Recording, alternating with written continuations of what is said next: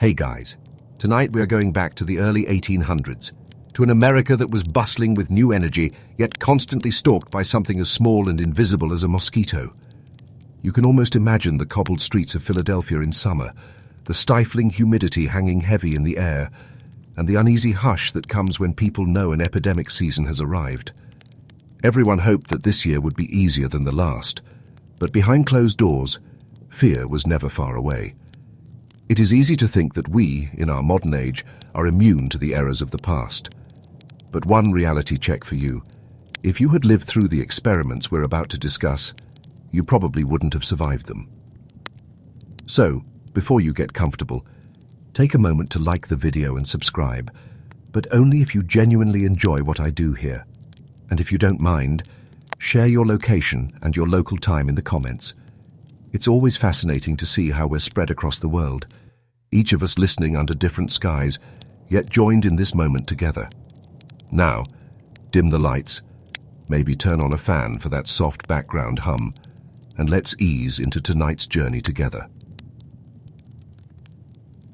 In Philadelphia, around 1804, when a young medical student named Stubbins Firth began his unusual investigations, the city still bore the scars of a devastating decade. The epidemics of yellow fever in the 1790s had killed thousands, leaving houses empty, docks abandoned, and entire family lines broken. People remembered the smell of tar burning in the streets, a desperate measure once believed to cleanse the air. They remembered wagons carrying bodies to hurried burials, church bells tolling so often that their sound became part of the background noise of summer. To be young and entering medicine at that time was to step into a world where disease was more mysterious than curable, and where bold theories often mattered more than careful observation. The daily life of a student like Firth was not glamorous. He attended lectures in modest halls where older physicians, many trained in Europe, argued fiercely about whether disease came from contagion or from something more environmental. The term miasma was often used, meaning bad air, vapors that rose from swamps, garbage heaps, or unclean dwellings. If an outbreak seemed worse near the waterfront, some argued it was because of the filth of stagnant docks. If it spread inland, perhaps it was the smell of rotting food or poor sanitation. Others still clung to ancient ideas of humours, imbalances of bile and blood. Against this backdrop, a young man could make a name for himself by daring to prove a theory in dramatic fashion. The seasons played an important role in shaping both ordinary life and medical belief. Winter in Philadelphia was harsh enough to quiet many diseases. The cold, the frost, and the sharp winds off the river seemed to suppress outbreaks. Summer, by contrast, brought not only heavy heat, but waves of illness. People noticed this pattern but could not explain it. Some said it was proof that the environment, not contagion, was the true cause. If a disease faded with frost, surely it had to do with weather, not person-to-person spread. This line of thought would become central to Firth's reasoning. He believed yellow fever was not contagious. To him, it seemed to arise from climate, from the heaviness of summer itself. To prove this idea, he decided to experiment directly, on himself. It sounds reckless, and it was, but in that age, self-experimentation was not uncommon. Physicians sometimes tasted their patients' urine, sniffed foul discharges, or lanced their own skin to test treatments. The boundary between curiosity and recklessness was thin, and professional recognition often came to those who went further than anyone else. Picture the tools available to him. Glass jars with cork stoppers, simple brass syringes, cloth bandages, and candlelit workspaces. A medical student's room was not unlike an apothecary's shop. Powders, tinctures, and notes written in cramped ink on scraps of paper. There was no refrigeration, so specimens were kept as best as one could, sealed away from air, or used quickly before they spoiled. When Firth obtained vomit from yellow fever patients, it was kept in such jars, cloudy and pungent, a reminder that science then was inseparable from strong stomachs. Daily life in the city carried on around him. Households began their days early, with women preparing bread or porridge, children sent out to fetch water, men heading to workshops or docks. In poorer districts, Garbage accumulated in alleys, pigs roamed freely, and water barrels collected rain but also filth. Such conditions made the theory of miasma persuasive. Everywhere one looked, there were foul smells. Physicians who believed in contagion had little way to prove it, because no one had yet seen the tiny organisms that we now know transmit disease. Firth's experiments escalated step by step. At first, he applied the vomit of yellow fever patients to small cuts on his arms, believing that if the disease were contagious, he would soon fall ill. When nothing happened, he tried further measures, placing drops into his eyes, inhaling vapors from boiled vomit, and even swallowing it outright. In a time when laboratory controls were non-existent, and when bravery was confused with rigor, this behavior was seen not only as tolerable, but almost admirable. A student demonstrating conviction in his ideas might impress his mentors and secure a reputation. Imagine the scene of him lifting a small glass to his lips, the liquid inside acrid and sour, under the flicker of an oil lamp. Outside, the sounds of horses on cob, blesstones mixed with the river breeze. Within the cramped walls of his quarters, he committed acts that to us feel reckless in the extreme. Yet to him, the lack of illness after these trials seemed proof that yellow fever was indeed non-contagious. The problem, as history would later reveal, was that he had not accounted for the true mechanism of transmission, the mosquito. The ordinary routines of Philadelphians give context to this oversight. People battled heat by opening windows, sleeping under thin linens, or sitting outside in courtyards where breezes could be caught. Mosquitoes were everywhere, their bites an annoyance, but they were rarely seen as anything more. No one imagined that these insects carried within them the power to move a deadly virus from one person to another. Instead, people blamed stagnant air, damp cellars, or imported goods. Ships arriving at the docks were sometimes burned or fumigated, but not because of mosquitoes hiding in water barrels, rather because people thought the very cargo might emit unhealthy vapors. For Firth, the failure to sicken after consuming or exposing himself to bodily fluids seemed conclusive. He wrote notes on his observations, perhaps with a sense of satisfaction. A fever that struck only in warm months, that seemed to fade with cold, must belong to climate, he reasoned. The seasonal rhythms of ordinary life reinforced this view. People accepted that summer brought more sickness, while winter brought relief. Few questioned whether an insect population might rise and fall with the temperature. The medical culture of Philadelphia supported this thinking. Professors lectured with certainty, even when their ideas were contradictory. Theories competed not through data, but through rhetoric and personal daring. Students were encouraged to question, but only within the boundaries set by their elders. To challenge a dominant theory required spectacle. In that sense, Firth's dramatic experiments were perfectly in line with his era. He was not a lone eccentric, but part of a tradition where testing one's own body was a badge of seriousness. Meanwhile, ordinary citizens coped with the constant threat of illness in quieter ways. Families stocked herbal remedies, from chamomile tea to vinegar compresses. Churches organized aid for widows and orphans left behind by past epidemics. Undertakers, sadly, had steady business every summer, preparing simple pine coffins. Farmers outside the city noted with resignation how trade slowed when rumors of fever spread, as buyers avoided markets. Such daily details framed the experimenter's world. Beneath every bold theory lay a population that lived with the consequences. We know today that Firth's reasoning was flawed. The absence of illness in his own body did not disprove contagion, only that he had not encountered the true vector. Yet at the time, his conclusions gained attention. They fit a pattern people recognized: summer heat, foul air, and disease rising together. His writings were circulated, discussed, and for a time, accepted. It is a reminder of how science moves not always by leaps of truth, but by gradual corrections, sometimes over generations.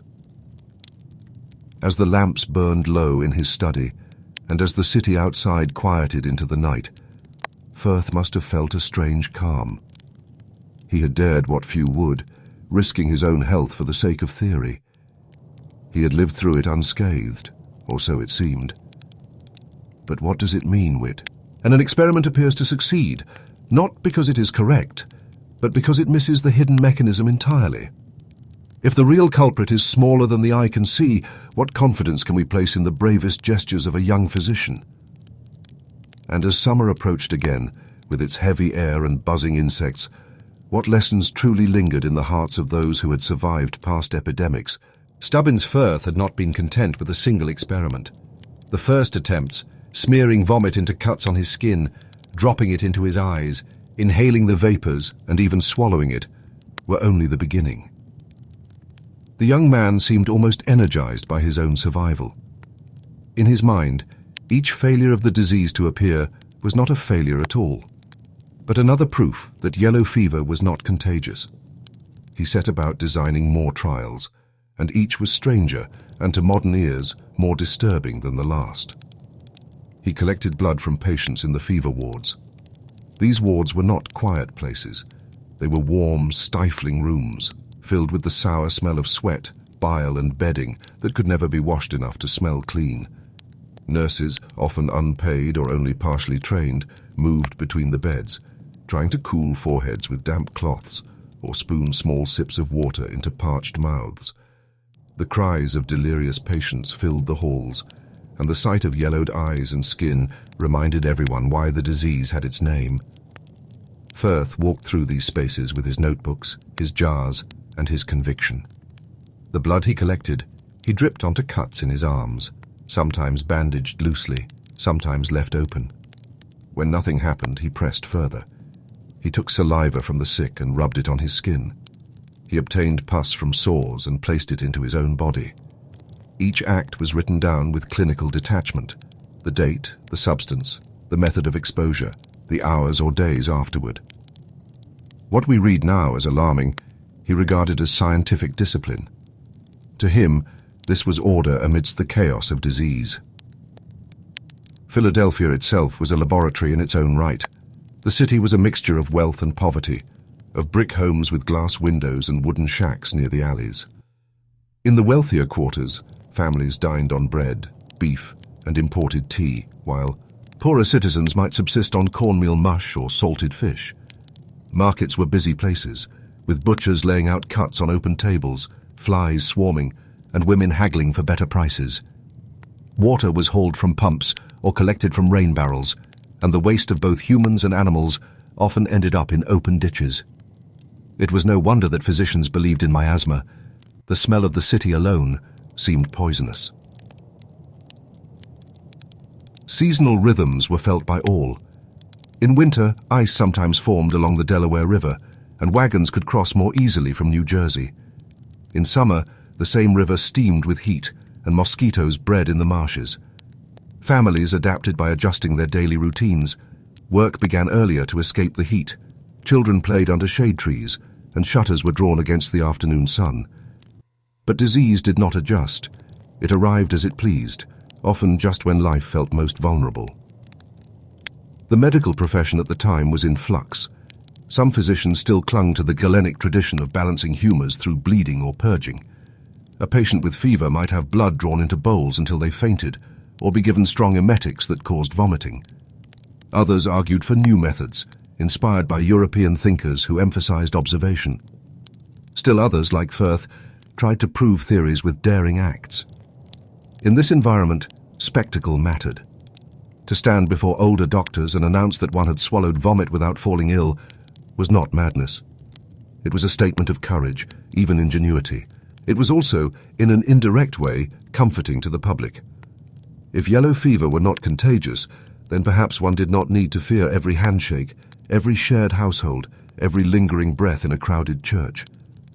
The idea that disease came from climate and bad air, while frightening, placed the blame on the environment rather than on neighbors.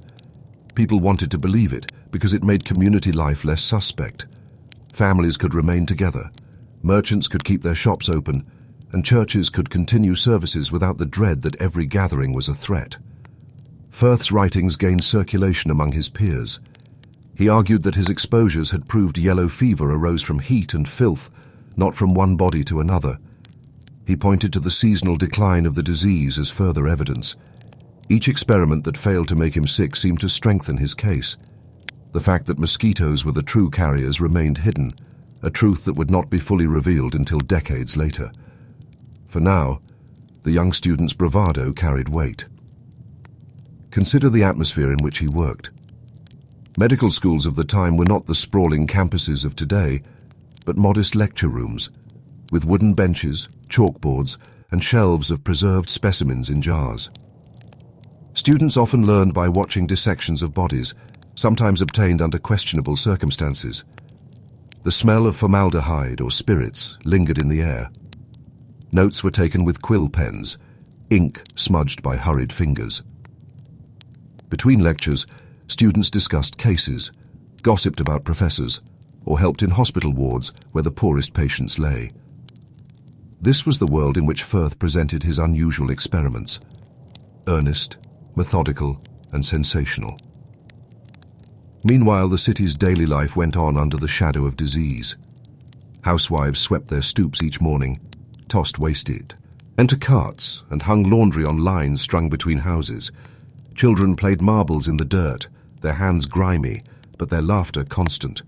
Carpenters hammered in workshops, the smell of sawdust mixing with coal smoke from hearths. In wealthier homes, servants polished silver or tended gardens. The rhythms of labor and rest continued, even as newspapers carried stories of fever deaths and funerals became common sights. Ordinary existence was not halted by fear, but shaped by it. Every family had their remedies, every church their prayers, every neighborhood its whispered stories of who had fallen ill. Firth stood at the edge of this world, straddling the line between science and spectacle. His action shocked some, but intrigued others. Was he reckless or brave? Was he advancing knowledge or merely tempting fate? These questions hovered around him, and because he remained alive and seemingly healthy, the answers tilted in his favor. His classmates admired his nerve, while his professors debated his conclusions. The larger truth, though, was more elusive. A mosquito bite carried more danger than any amount of swallowed fluid, yet no one had yet connected the dots. The small insects buzzing in summer heat were brushed away as annoyances, not studied as threats. Barrels of standing water dotted backyards, perfect breeding grounds, and no one thought twice about them. Firth's negative results were not proof of safety, but proof of ignorance, a gap in medical knowledge that left the city vulnerable year after year. The consequences of his conclusions rippled quietly. If yellow fever were not contagious, then quarantines were unnecessary. If it were only environmental, then perhaps the poor were to blame, for living in filthier quarters, for failing to keep their streets clean. This line of thinking had social consequences, reinforcing divisions between rich and poor, between one neighborhood and another. The science of one student became a justification for the prejudices of many. As the summer heat deepened, Philadelphia went about its routines. Farmers brought melons and peaches to market. Bakers kneaded dough before dawn, their ovens glowing by sunrise. Children carried buckets of water up creaking stairs. Sailors unloaded cargo in the sweltering docks, wiping sweat from their brows. And through it all, mosquitoes hummed in the air, unseen agents of a disease that the brightest minds still misunderstood. Firth himself may have felt a sense of triumph. He had dared more than most, and he had survived. Yet beneath that triumph lay unanswered questions. Why did so many still fall ill? Why did whole families perish, even when they avoided the filthiest streets? Why did some neighborhoods escape almost untouched while others were ravaged? His theory of miasma explained some patterns but left others puzzling. He had silenced his own doubts with courage, but the city itself remained unconvinced by any single explanation. And so, as night fell over Philadelphia, as lamps flickered in windows and the streets quieted, the young student's experiments lingered in memory. He had drunk, inhaled, rubbed, and endured, all without falling to the fever. But was survival proof of truth, or only the luck of avoiding the real, invisible danger that no one had yet named. As summer approached again, with its heat and its biting insects, the question remained open. What if the explanation lay not in the air or in the fluids of the sick, but in something so small that no one yet imagined it could be the killer?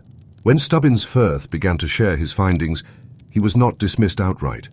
Philadelphia's medical circles were accustomed to bold claims, and the courage of self-experimentation carried weight. He had cut, rubbed, swallowed, and inhaled, and he remained healthy. To his professors and peers, this seemed like evidence enough.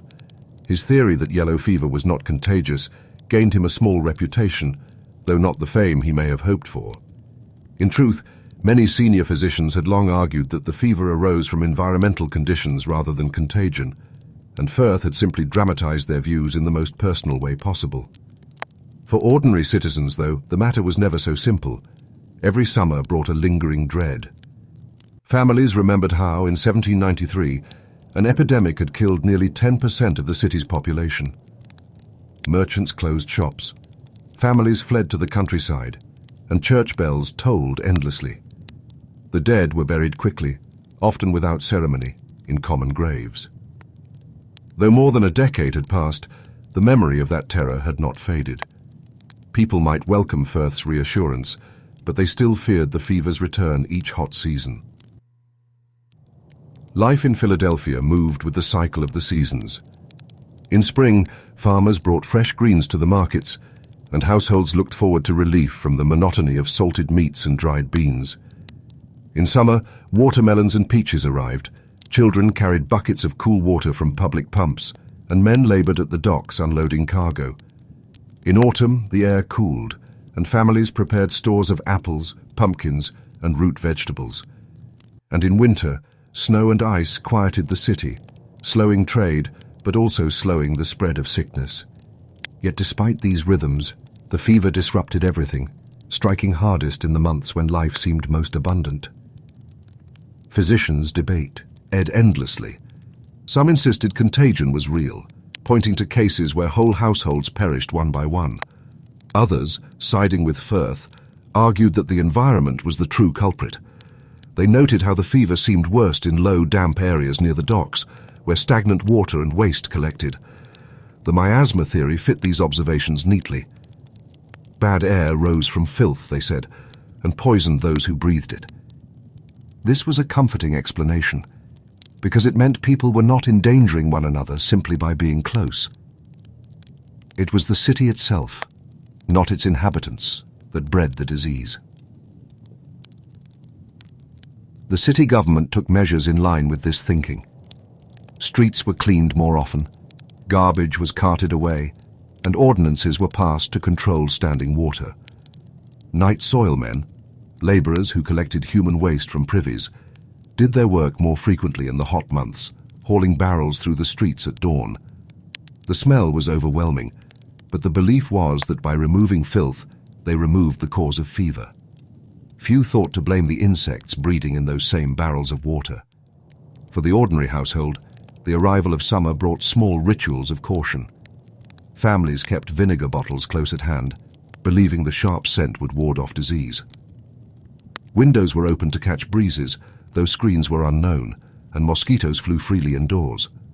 Herbs were hung in kitchens and bedrooms, their fragrance thought to purify the air. When illness struck, neighbors whispered prayers, and women prepared simple remedies, mustard plasters, herbal teas, or poultices. These measures offered comfort, if not cure, and they gave people the sense that they were not helpless. Meanwhile, Firth continued his work. His writings described his exposures and his conclusions with sober precision, as if the grotesque details were no more extraordinary than the mixing of powders or the taking of a pulse. The very plainness of his style made it more persuasive. He did not seem to be boasting, but recording. Yet his youthful enthusiasm and his willingness to court disgust made his story memorable. Students repeated it, professors cited it, and his name found a place in the medical discussions of the day. Still, doubts lingered. If yellow fever were not contagious, why did it sometimes appear to spread from house to house, from ship to ship? If it were merely the air, Why did some fall ill while others, in the same conditions, remained well? These inconsistencies gnawed at careful observers, though no better explanation was yet at hand. The limits of contemporary science meant that all theories rested on patterns half seen and connections half understood. Without microscopes powerful enough to reveal viruses, without knowledge of insects as vectors, people could only interpret what their senses told them. The broader consequences of these debates were felt in commerce and politics. Merchants resisted quarantines, which disrupted trade and damaged profits. If Firth and others were right, and the fever was not contagious, then quarantines were unnecessary burdens on the economy. Politicians listened to these arguments, balancing public safety with commercial pressure. Each outbreak forced the city to choose between caution and prosperity, and the lack of certainty in medical opinion made the choices harder. Churches played their part, offering both spiritual and practical aid. Clergy urged repentance during epidemics, interpreting the fever as a form of divine judgment. At the same time, they organized food and care for widows and orphans, sermons reminded congregations that suffering was a test of faith, and funerals became frequent gatherings. The tolling of bells was both a mark of piety and a grim reminder of mortality. For families sitting in pews, the line between spiritual comfort and earthly fear was thin. Children, too, felt the weight of the season, though in different ways. They were often kept indoors when rumors of fever spread, told to avoid playing near the docks or in alleys where filth collected. Yet their curiosity was not easily restrained. They peeked at funeral processions, whispered about neighbors who had caught the fever, and repeated the lessons their parents gave them about fresh air and cleanliness. In a world without cartoons or games as we know them, children's play often mirrored adult fears, and make-believe games sometimes included fevers, doctors, and cures. The city's rhythm of work never stopped entirely, though it faltered during outbreaks. Blacksmiths hammered at their forges, the clang echoing down narrow streets. Carpenters sawed planks in workshops open to the air. Women washed clothes in tubs of river water, scrubbing with soap made from lye and fat. Vendors cried their wares, oysters, apples, bread rolls, while dogs and pigs roamed the streets freely. Against this backdrop, Firth's experiment seemed both shocking and oddly fitting. In a city where death was a constant visitor, daring the fever directly was not so far removed from daily risks. Yet his conclusions, if accepted too fully, carried danger. To deny contagion was to deny the need for isolation, to discourage caution, and to let people believe they were safe when they were not. It was a mistake that would echo for decades, until the true cause of yellow fever was revealed at the turn of the 20th century. Firth himself could not have known this, but the limits of his era's knowledge made him confident where humility might have been wiser. As the years passed, yellow fever continued to appear, not only in Philadelphia, but in other port cities. Each outbreak renewed the debates, reignited fear, and reshaped public life. The theories of contagion and miasma rose and fell in influence, depending on who spoke most persuasively and what evidence seemed most convincing. Meanwhile, the people of the city went on with their routines, adapting to each new season, burying their dead, and hoping that the fever would not visit their households. By candlelight in student rooms, by lamplight in hospital wards, the arguments continued. Was disease carried from person to person, or did it rise from the environment itself? Firth's daring had added fuel to the debate, but it had not resolved it. His survival was proof of something. But what exactly? If the answer lay not in vomit or blood, but in the bite of a creature too small to be taken seriously, then all of his courage had missed the mark entirely.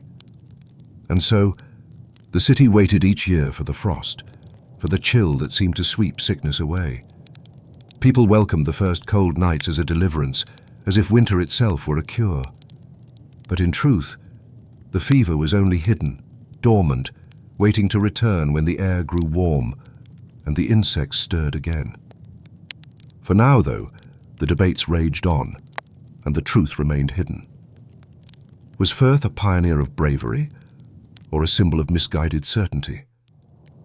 The answer had not yet revealed itself, and the city's future remained uncertain, caught between belief and fear, knowledge and ignorance, science and spectacle.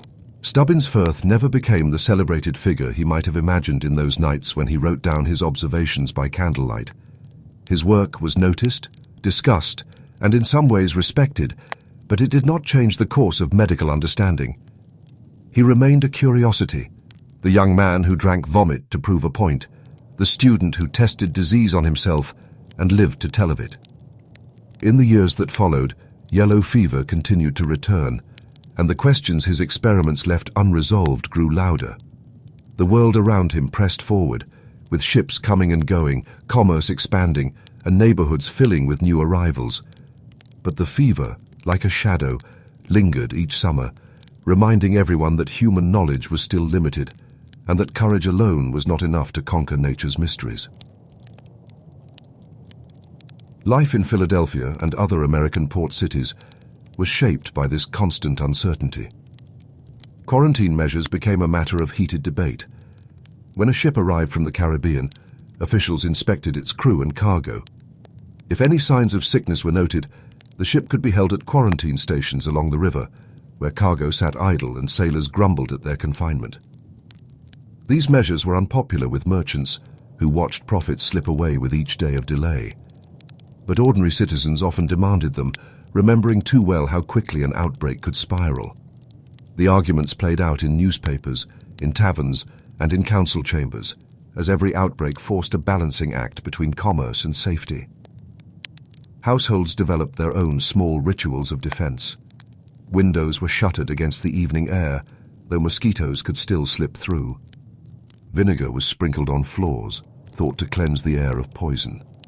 Bedding was aired out in the sun, laundry beaten against rocks by the river, in the hope that cleanliness might hold sickness at bay. Families who could afford it sometimes fled to the countryside at the first rumors of fever, leaving behind neighbors who had no such option.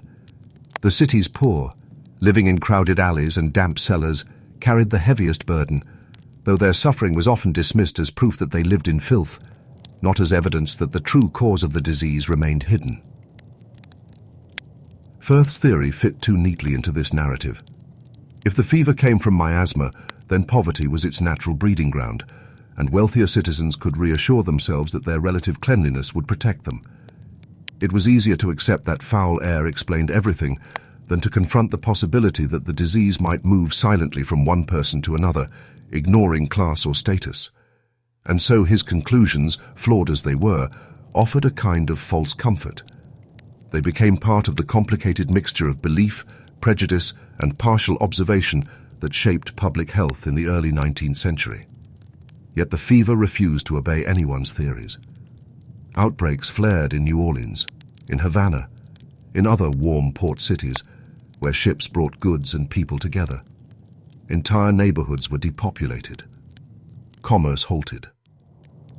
Funeral processions wound through the streets day after day, and the sound of weeping was familiar in every district. The persistence of these tragedies kept alive the suspicion that something more than miasma was at work, but without clear evidence, the arguments circled endlessly. Meanwhile, life went on. In Philadelphia, markets bustled with the noise of hawkers, carts rattled over cobblestones, and children carried water from pumps. Apprentices swept workshops each morning, while printers inked their presses to produce newspapers full of both international news and local obituaries. The daily rhythms of labor, trade, and family life gave the city its identity, even as fever haunted its summers. The contradictions were constant. A wedding one week, a funeral the next. Laughter at a tavern followed by the hush of neighbors watching a cart carry away the dead. It was in this ordinary life, full of resilience and resignation, that Firth's work quietly settled. One voice among many, not decisive, but not forgotten.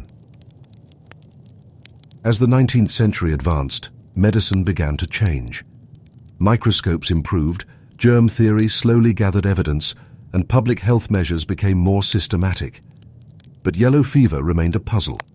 Unlike cholera or typhoid, which could be linked to contaminated water, yellow fever resisted easy explanation. It did not spread in the same patterns, and it disappeared entirely in winter, only to return with heat. Some suspected insects, but the idea seemed far-fetched in an era when even the most careful observers could not see viruses. Carlos Finley, a Cuban physician in the late 19th century, proposed that mosquitoes were the culprits, but his idea was largely dismissed at the time. It seemed too unlikely that such tiny creatures could wield such devastating power. And yet the evidence slowly accumulated. In the 1880s and 1890s, observations from repeated outbreaks in the Caribbean began to point toward mosquitoes. Finally, in the early years of the 20th century, Walter Reed and his colleagues conducted experiments that proved the truth beyond doubt. Yellow fever was not spread by air or filth or contact with bodily fluids, but by the bite of the Aedes aegypti mosquito. The revelation was both liberating and sobering. Liberating because it offered a clear path to prevention. Control the mosquitoes, and you control the disease. Sobering because it showed how long generations had been misled by appearances, how many lives had been lost while theories like Firth's seemed convincing. The implications were enormous. Public health efforts shifted toward mosquito control. Swamps were drained, standing water eliminated, and window screens installed.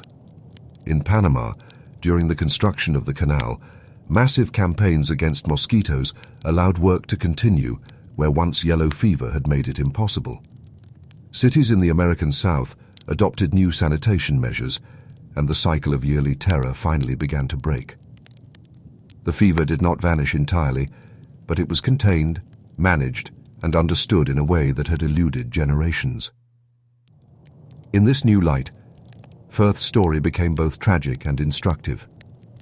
He was remembered as a young man of remarkable bravery, willing to subject himself to exposures that would make most recoil. Yet he was also remembered as someone who missed the truth entirely, whose experiments gave false confidence and delayed understanding. His willingness to drink vomit, smear blood, and inhale vapors was undeniable proof of his commitment, but also of the limits of knowledge without the right questions. His name lingered not as the discoverer of a cure, but as a cautionary tale of science pursued without clarity. For the people of his time, though, daily life could not wait for future discoveries. They coped with what they had.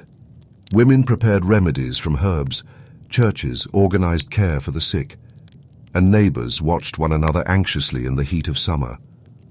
Men continued their labor at docks and workshops, even when fever rumors spread, because families needed income. Children played in streets where mosquitoes bred, their laughter echoing against the walls of houses where illness sometimes lurked. This ordinariness, against the backdrop of disease, was the fabric of life, woven with both resilience and resignation. Looking back now, it is tempting to judge Firth harshly. His conclusions were wrong, his experiments dangerous, and his reasoning flawed. But science rarely moves in straight lines. Each error is part of the path toward truth. Without people like Firth, who dared in misguided ways, others might not have been pushed to search more carefully, to observe more closely, to consider other possibilities.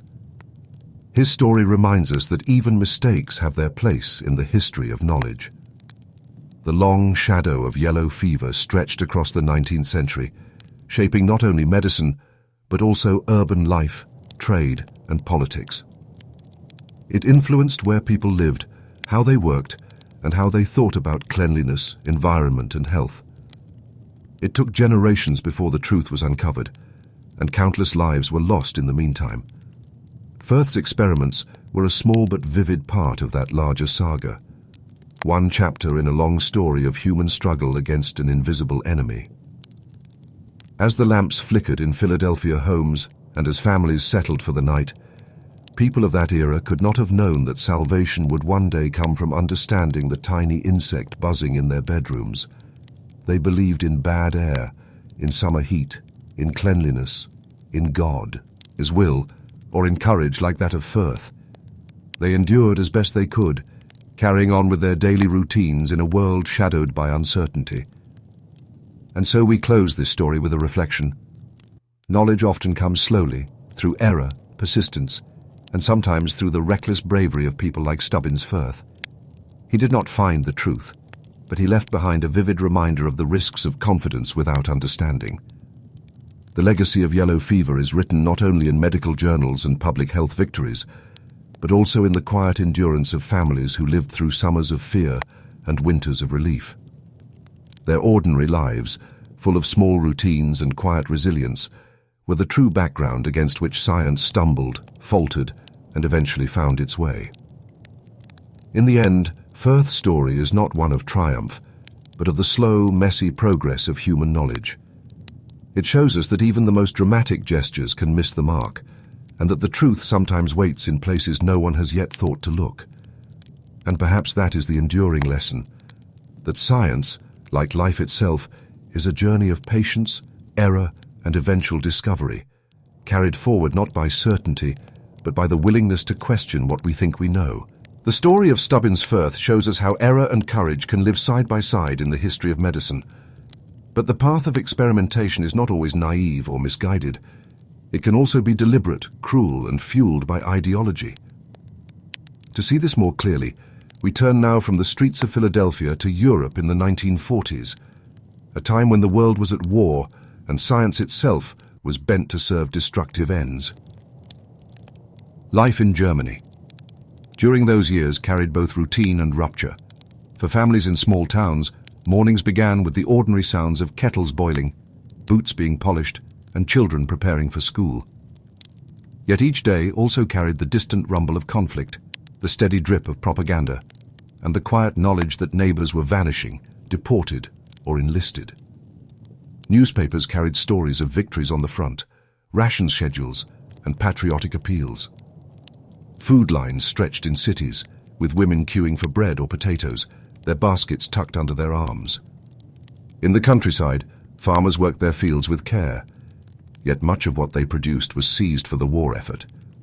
The Nazi regime had elevated a vision of racial hierarchy to the status of science, and universities, research institutes and hospitals were drawn into its orbit.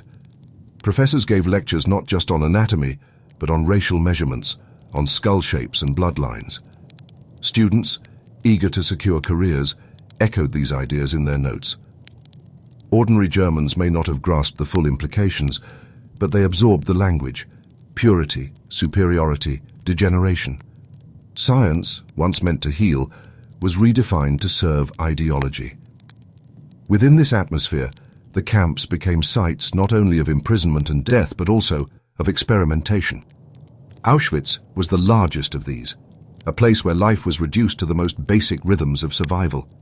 Prisoners woke before dawn, to the sound of whistles, stumbled into roll call on the freezing ground or in summer heat, and endured hours of standing while numbers were counted. Breakfast was often no more than a thin broth, black coffee substitute, or a crust of bread. Work details carried them to quarries, fields, or factories, where labor was relentless and food never sufficient. At night, barracks were crowded, lice-ridden, and filled with the murmurs of exhaustion, fear, and sometimes whispered prayers. It was in this environment that Josef Mengele, a physician with ambitions far beyond healing, sought his subjects. His obsession with twins was not random. Twins offered him, he believed, a natural experiment. Two bodies with the same genetic material could be manipulated to reveal secrets about heredity, disease, and what he called racial destiny. The Nazi fixation on producing a stronger Aryan race made twins seem particularly valuable, as they appeared to embody a doubling of life, a chance to study reproduction, and perhaps to control it. Children arriving on trains at Auschwitz were sometimes separated from the rest of their families if they were identified as twins.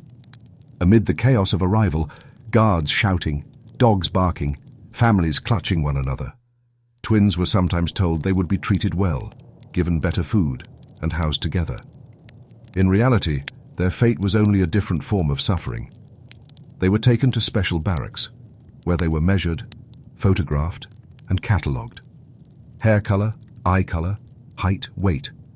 Every feature was recorded with clinical care. The daily life of these children in Mengele's care combined the ordinary with the horrific. They slept in crowded rooms, on wooden bunks with straw mattresses, under thin blankets that barely warded off the cold. They ate watery soup, bread often hard as stone, and sometimes a thin slice of sausage or potato. They washed in cold water, if water was available, and wore striped uniforms that never seemed to fit. Yet alongside these routines were the constant intrusions of experiment. Needles pricked their arms for blood samples, sometimes repeatedly until they grew weak. Strange drops were placed into their eyes, attempts to change their color to the prized blue. Limbs were measured with calipers, photographs taken in series, as if their bodies were specimens in a catalogue rather than children at play. The medical staff moved through these barracks with notebooks and instruments, their faces often impassive. To them, this was research, data collection, the service of science as defined by their ideology. To the children, it was bewildering and terrifying. They clung to one another, drawing strength from their sibling bond, yet even that was sometimes turned against them. Experiments involved transfusions of blood from one twin to another, surgeries performed on one while the other was observed, or infections introduced deliberately to see whether outcomes differed. Survival was uncertain, and death often came not only from the procedures, but from the infections and neglect that followed. Ordinary camp routines surrounded these extraordinary cruelties. Roll call still took place. Prisoners still marched to labor. The smoke from crematoria still rose into the sky, casting its shadow across every moment of camp life. For the twins, their exemption from some forms of labor did not mean safety, only a different form of vulnerability. Their daily existence was punctuated by the opening of doors, the call of their numbers, the cold touch of instruments, and the uncertainty of whether they would return to their bunks at night. Outside the wire, German citizens carried on their own routines, often with little knowledge or with deliberate ignorance of what was happening inside. Women queued for rations, children attended Hitler youth meetings, men in offices stamped papers and managed supply lines. The ordinariness of their lives contrasts painfully with the extraordinary suffering of those in the camps.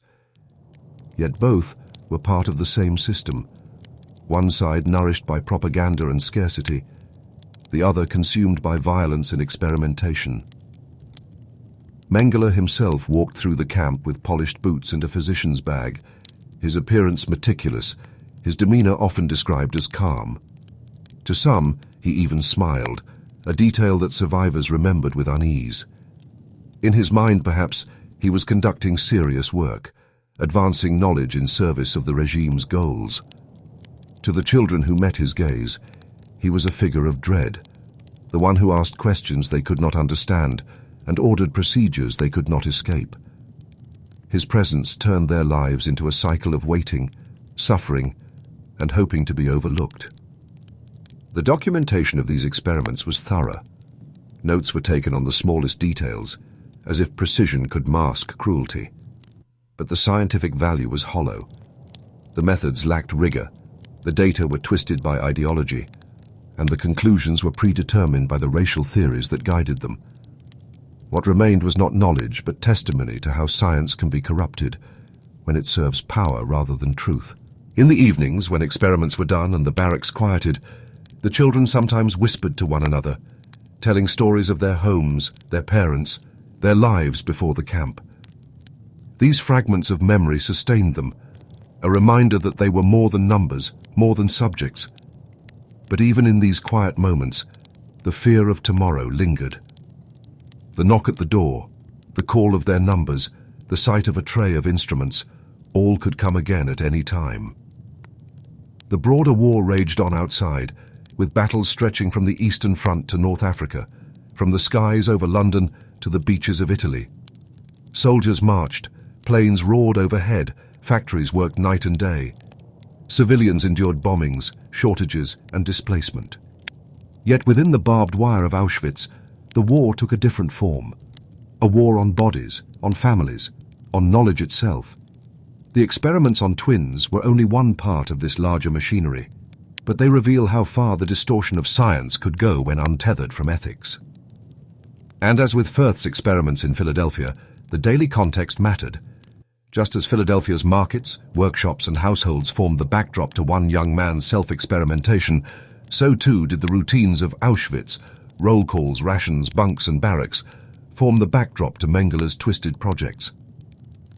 Science does not happen in a vacuum. It unfolds amid ordinary lives, whether in freedom or in captivity.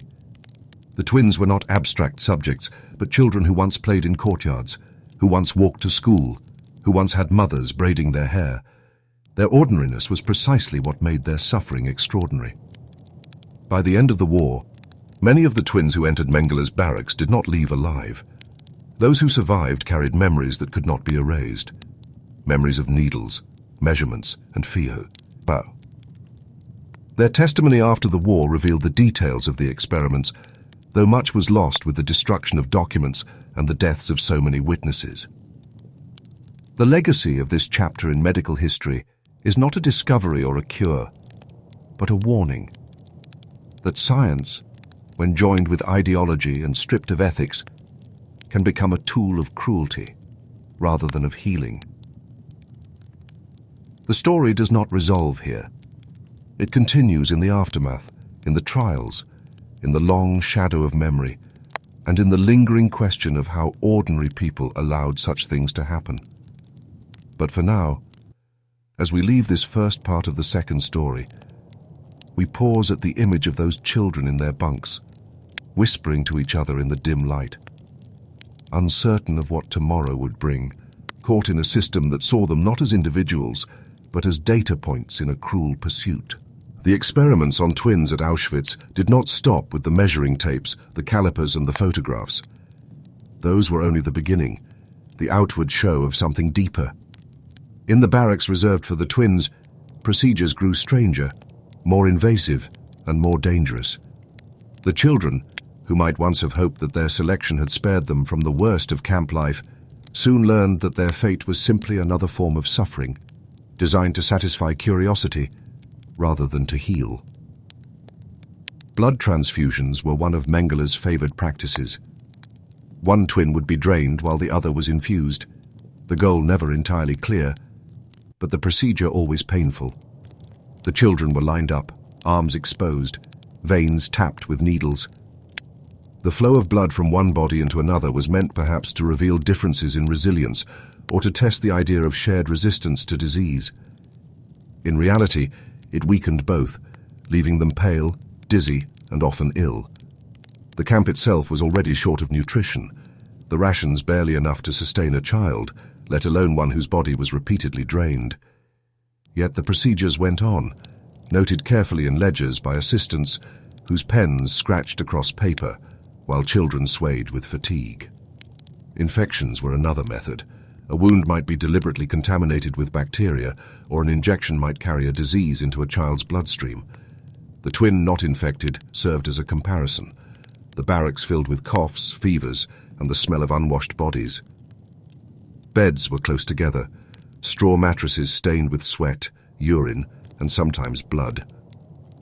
Children whispered their fears to one another, clinging to the only comfort they had, the presence of a sibling who shared their ordeal. Yet even this comfort was fragile, as experiments often meant one twin was harmed while the other was left waiting, dreading, wondering if they would be next. Attempts to change eye color became infamous. Drops prepared with chemicals were placed into the eyes of children, causing burning, swelling, and sometimes blindness. To the Nazi doctors, blue eyes were a mark of racial purity, and any method of producing them seemed worth trying. To the children, it was agony that blurred their vision and left them crying in the darkened barracks. Assistants wrote down results in neat columns, noting the degree of change, if any, as if this were serious science rather than cruelty. Surgery, too, was performed, organs removed, limbs tampered with, bodies opened not for healing, but for observation. In many cases, anesthesia was inadequate or absent, and infections followed swiftly. Death was not a side effect, but often the result, and when one twin died, the other was sometimes killed as well. so that autopsies could be compared. The logic of the experiments was always the same. Twins were a mirror, and any change to one could be measured against the other. But the methods were barbaric, the conclusions worthless, and the cost in suffering incalculable. Outside the barracks, camp life continued with its relentless routines. Roll call before dawn meant children and adults alike stood in rows, shivering in the cold or faint in the heat, counted again and again as guards barked orders. The sun rose on a camp filled with smoke from the crematoria, the smell of burning that prisoners could never escape. Work details marched out through the gates, men and women carrying tools, stumbling under loads, driven by guards with whips and rifles. The day passed with labor, hunger and exhaustion, while the twins remained in their barracks, spared from some of the work, but not from the fear. Food was always scarce. A thin slice of bread, a ladle of watery soup, sometimes a scrap of margarine or sausage. That was the diet that sustained them. Children's bodies shrank, bones visible under striped uniforms. Hunger gnawed constantly, and the experiments only deepened it. Blood loss, fever, and infection made appetite useless because there was never enough to restore strength. Yet the guards and doctors ate well, their meals delivered from camp kitchens, meat and potatoes served in officers' quarters, while children across the fence licked crumbs from bowls. The contrast was visible to everyone, a daily reminder of the gulf between those who commanded and those who suffered. The bureaucracy of the camp surrounded the experiments with a veneer of order. Forms were filled, numbers recorded, files kept in cabinets. Each child had a record, each procedure noted in tidy handwriting. The cruelty was wrapped in paper, stamped with official seals, as if administration could make it legitimate. Guards carried clipboards as often as rifles, and secretaries typed reports that would later be read in offices far from the camp. The machinery of murder and experiment was disguised as administration, its efficiency part of the horror. Beyond Auschwitz, the war raged. By 1943, the tide had begun to turn. German forces faced defeats on the Eastern Front, and Allied bombers struck cities at home. Civilians huddled in air raid shelters, factories worked under blackout conditions, and rationing grew harsher. Yet inside the camp, experiments continued as if the outside world were irrelevant. The same routines, the same notes, the same children lined up for needles and drops. The war might be lost, but the ideology that fueled the experiments did not falter. For the doctors, their work was not tied to victory or defeat, but to a vision of science warped by belief in superiority. Sue. Revivers would later describe the strange mixture of ordinary and extraordinary that defined their days. They remembered the sound of boots on wooden floors, the squeak of doors opening, the cold instruments laid out on trays. They remembered the hunger, the lice, the endless roll calls. And they remembered the moments of play, brief and fragile, when children kicked a ball of rags or told each other stories to pass the time. Life persisted even in the camp, in whispers and in laughter, but it was always overshadowed by the fear of what experiment might come next. The experiments were not hidden from the larger camp population. Prisoners saw children being marched to special barracks, saw them return pale and weak, saw them disappear entirely. Rumors spread, though the details were often vague. Some believed the twins were privileged, others saw the truth of their suffering. In a place where survival depended on silence, few spoke openly. But the knowledge was there, a quiet current of dread that added to the weight of daily life.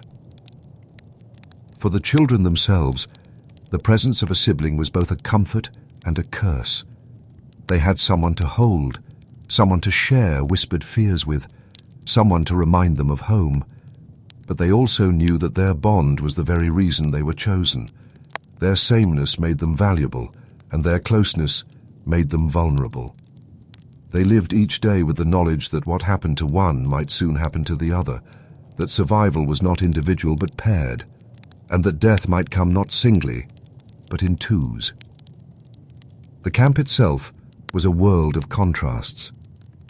Outside the wire, guards walked freely, smoked cigarettes, and chatted casually. Inside, prisoners counted crumbs and clung to life. Experiments were performed in rooms with clean instruments and white coats, while just beyond the door lay the mud, the filth, and the despair of the barracks. The juxtaposition was constant: order and chaos, science and barbarity, bureaucracy and suffering. As the months passed, the experiments accumulated. Each new procedure added to the records. But the knowledge gained was nothing. The science was empty, the conclusions predetermined, the suffering wasted. The real legacy was the testimony of survivors who carried memories that could not be erased. They remembered not only the cruelty, but also the details of daily life. The taste of thin soup, the scratch of straw mattresses, the sound of whispers in the dark. These details, ordinary and small, gave shape to the larger horror, grounding it in the textures of lived experience.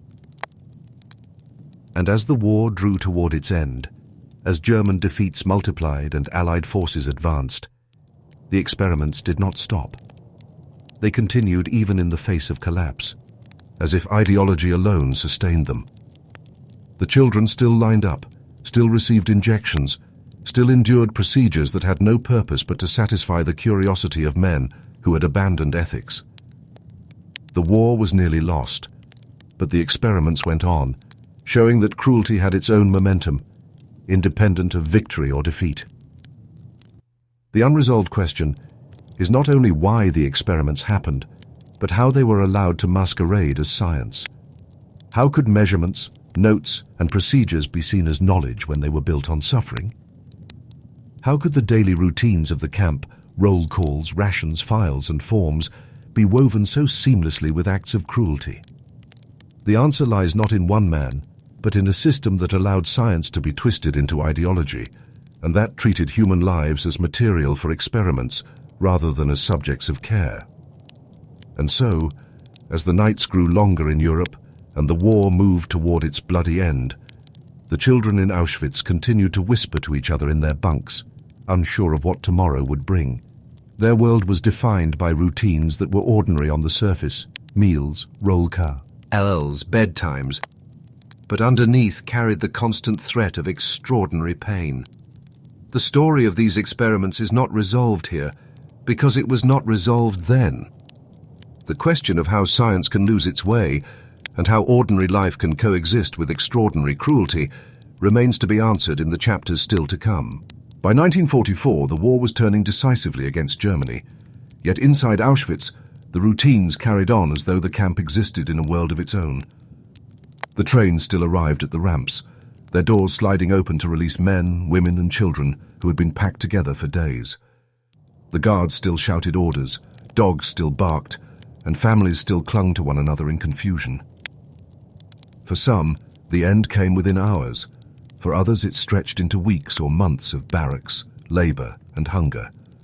And for the twins, it meant being separated from the crowds and ushered toward a different kind of fate, one framed as medical research, but defined by suffering. The daily life of prisoners by then had grown harsher with overcrowding.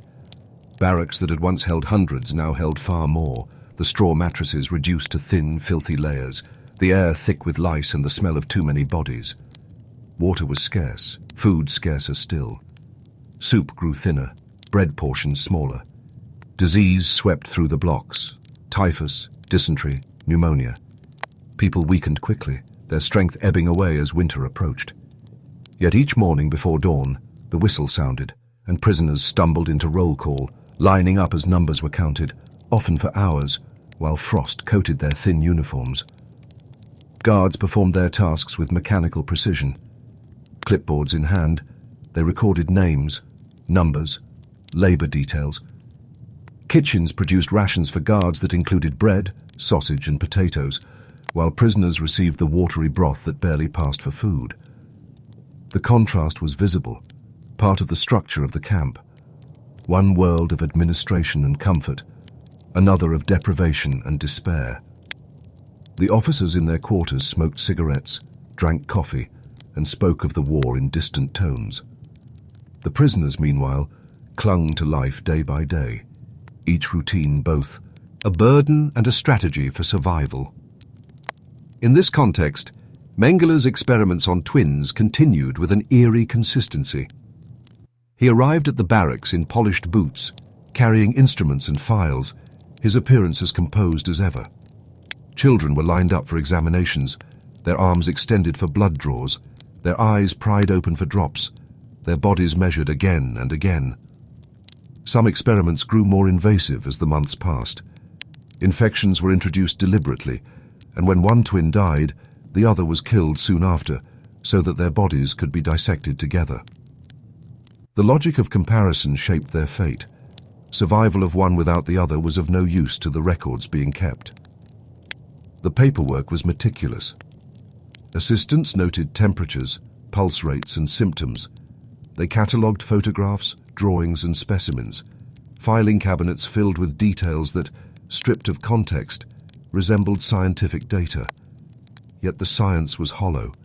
No conclusions of value could come from cruelty, no discoveries from methods designed without rigor. The precision of the notes masked the absence of genuine knowledge. What remained was the record of suffering, written in ink and preserved in memory.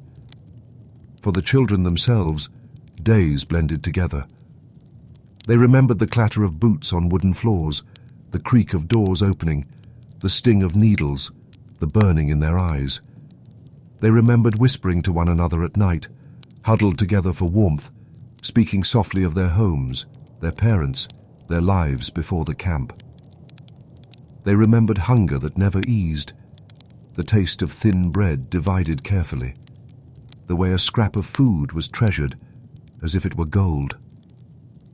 These small details carried them through, ordinary fragments of life preserved amid extraordinary pain. Outside the camp, Germany was collapsing.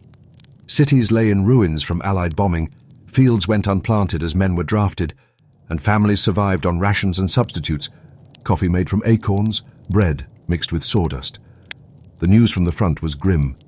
Defeats in the east, retreats in the west, the Allies advancing from every direction. Yet in Auschwitz, the war felt strangely distant. The camp routines, the experiments, the roll calls, the crematoria, all continued as though insulated from the chaos beyond the barbed wire. The system sustained itself, feeding on prisoners, while the regime faltered outside. Among the prisoners, rumors spread of liberation. They heard whispers of Soviet armies advancing, of German defeats, of camps being abandoned. Yet these rumors brought little comfort. For many, survival day to day was all they could manage. The future was too uncertain, the present too overwhelming. Children still lined up for experiments, still endured injections, still carried the marks of calipers on their skin. The hope of liberation was a distant light, faint against the darkness of immediate suffering. The guards, too, lived with contradictions. Some carried out their duties with efficiency, others with cruelty, others still with indifference. For them, the camp was a workplace, a posting, a routine. They ate meals in their quarters, wrote letters home, discussed promotions. The banality of their lives outside the barracks contrasted sharply with the horrors they oversaw. It was this ordinariness, the routines of bureaucracy and daily living, that allowed cruelty to appear almost normal. Paperwork was filled out, meals were served, roll calls conducted, all while experiments drained the lives of children a few buildings away. For the twins, the presence of a sibling remained both a comfort and a source of fear. They held one another's hands, shared Tories whispered prayers, yet they knew that their bond was the reason they had been chosen, that their sameness made them targets, and that what happened to one would happen to the other. The closeness that sustained them was also the instrument of their suffering. Survival was paired, inseparable, a fragile balance that could be broken at any time. Winter in the camp was harsh. Snow fell on the barracks, wind cut through thin walls, and the cold seeped into bones already weakened by hunger. Fires were rare luxuries, warmth a memory. Children shivered under thin blankets, huddled together for heat. Yet experiments did not pause. Needles were cold, instruments chilled, and infections spread more easily in the damp and the frost. The season added its own layer of suffering, but the routines remained unchanged. The whistle still sounded before dawn, the roll call still lasted hours, the experiments still went on. In the evenings, when the barracks quieted, the children sometimes sang softly, songs from their homes, lullabies remembered from mothers long gone. Their voices were thin, their tones uncertain, but the act of singing bound them together. It was a reminder that they were still human, still children, still alive. The guards may have ignored these sounds, the officers may have overlooked them, but for the children, the songs were a form of survival, a small act of resistance against the dehumanization they endured. By early 1945, the camp system began to unravel. Orders came to evacuate prisoners, to send them on forced marches westward, ahead of the advancing Soviet armies. Yet even as these orders were prepared, experiments continued. The logic of the system had its own momentum, and cruelty did not stop simply because defeat loomed. The twins remained at risk until the very end, their lives subject to procedures that had no meaning beyond the ideology that had created them. The survivors who lived to tell their stories recalled not only the experiments, but also the small details that marked their days. The sound of snow crunching under boots at roll call, the way bread was divided carefully among bunkmates, the smell of smoke that never left the air. These fragments of memory became the evidence of a world where ordinary routines and extraordinary cruelty coexisted. They showed how the rhythms of daily life, meals, sleep, work, administration, could conceal acts of horror, making them part of the structure of existence, rather than exceptions. And so, as liberation approached, the unresolved questions deepened. How could a system of such cruelty persist in the face of defeat? How could doctors, trained to heal, devote their skills to harm? How could science be twisted so far from truth that it became indistinguishable from ideology? These questions lingered in the barracks, in the memories of children who survived, in the records left behind. They remain unresolved even now, reminders of the fragility of knowledge and the dangers of certainty without ethics. The war was ending, but for the twins in Auschwitz, each day remained the same. Roll call at dawn, hunger at noon, experiments in the afternoon, whispers in the dark. Their lives hung in balance, shaped by routines that were both ordinary and unbearable, carried forward until the gates were opened, or until their numbers were called for the last time. The story pauses here, with the outcome uncertain, the future not yet revealed, the truth of their suffering still hidden behind the barbed wire. When the gates of Auschwitz were finally opened in January 1945 by advancing Soviet forces, the camp revealed itself as both a site of unimaginable suffering and as a vast archive of what had been done. The snow-covered grounds were littered with abandoned barracks, piles of clothing, shoes, and possessions left behind by those who had not survived. Prisoners too weak to move lay in bunks, their eyes sunken, their bodies skeletal, waiting for rescue that had come almost too late. Among the survivors were a handful of twins, children who had endured the peculiar torments of Mengele's experiments. Their memories, fragile and painful, became part of the record that the world would slowly come to understand. The immediate days after liberation were filled with confusion and struggle. The soldiers who entered the camp tried to provide food and care, but the survivors' bodies were so weakened that even nourishment could be dangerous. Doctors cautioned against overfeeding, and rations were distributed carefully. Still, some perished even after the gates were opened, their strength too far gone. For the twins who lived, survival meant carrying memories that no one could erase. The needles, the transfusions, the drops that burned their eyes, the surgeries, the endless measurements, and above all, the fear that bound each day. In the years after the war, the world turned to the task of reckoning. Trials were held at Nuremberg, where Nazi officials and doctors were confronted with their actions. Evidence was presented: documents, photographs, and testimony from survivors. The experiments on twins, alongside many other medical atrocities, were revealed in detail. The descriptions were clinical, yet horrifying, showing how the routines of science, measurements, notes, instruments, had been used to mask cruelty. The Nuremberg doctors' trial in 1946 and 1947 established new standards, most notably the principle of informed consent. The Nuremberg Code was drafted, insisting that no experiment on humans could be justified without the voluntary agreement of the subject, and that experiments must be designed with the aim of benefit rather than harm. Yet the impact was not immediate. In the years following the trials, some of the doctors evaded justice, fleeing abroad or living quietly in hiding. Mengele himself escaped to South America, where he lived under assumed names for decades, eluding capture despite international pursuit. His presence lingered like a shadow in the post-war world, a reminder that not all crimes were punished, not all questions resolved. For the survivors, this was a bitter reality. They had testified, remembered, and relived their suffering in order to bring truth to light. But the man who had orchestrated their torment continued to live freely. Daily life after the war resumed in shattered cities and displaced persons camps. Families searched for missing relatives, children looked for parents who would never return, and nations faced the task of rebuilding from rubble. For the twins who survived Auschwitz, ordinary routines, school, meals, play, took on new meaning, shadowed by what they had endured. Some found new homes in foster families, others were adopted abroad, still others remained in institutions. They carried scars not only on their bodies but in their memories, and their ordinary days were shaped by the weight of extraordinary experiences. The medical community too faced a reckoning.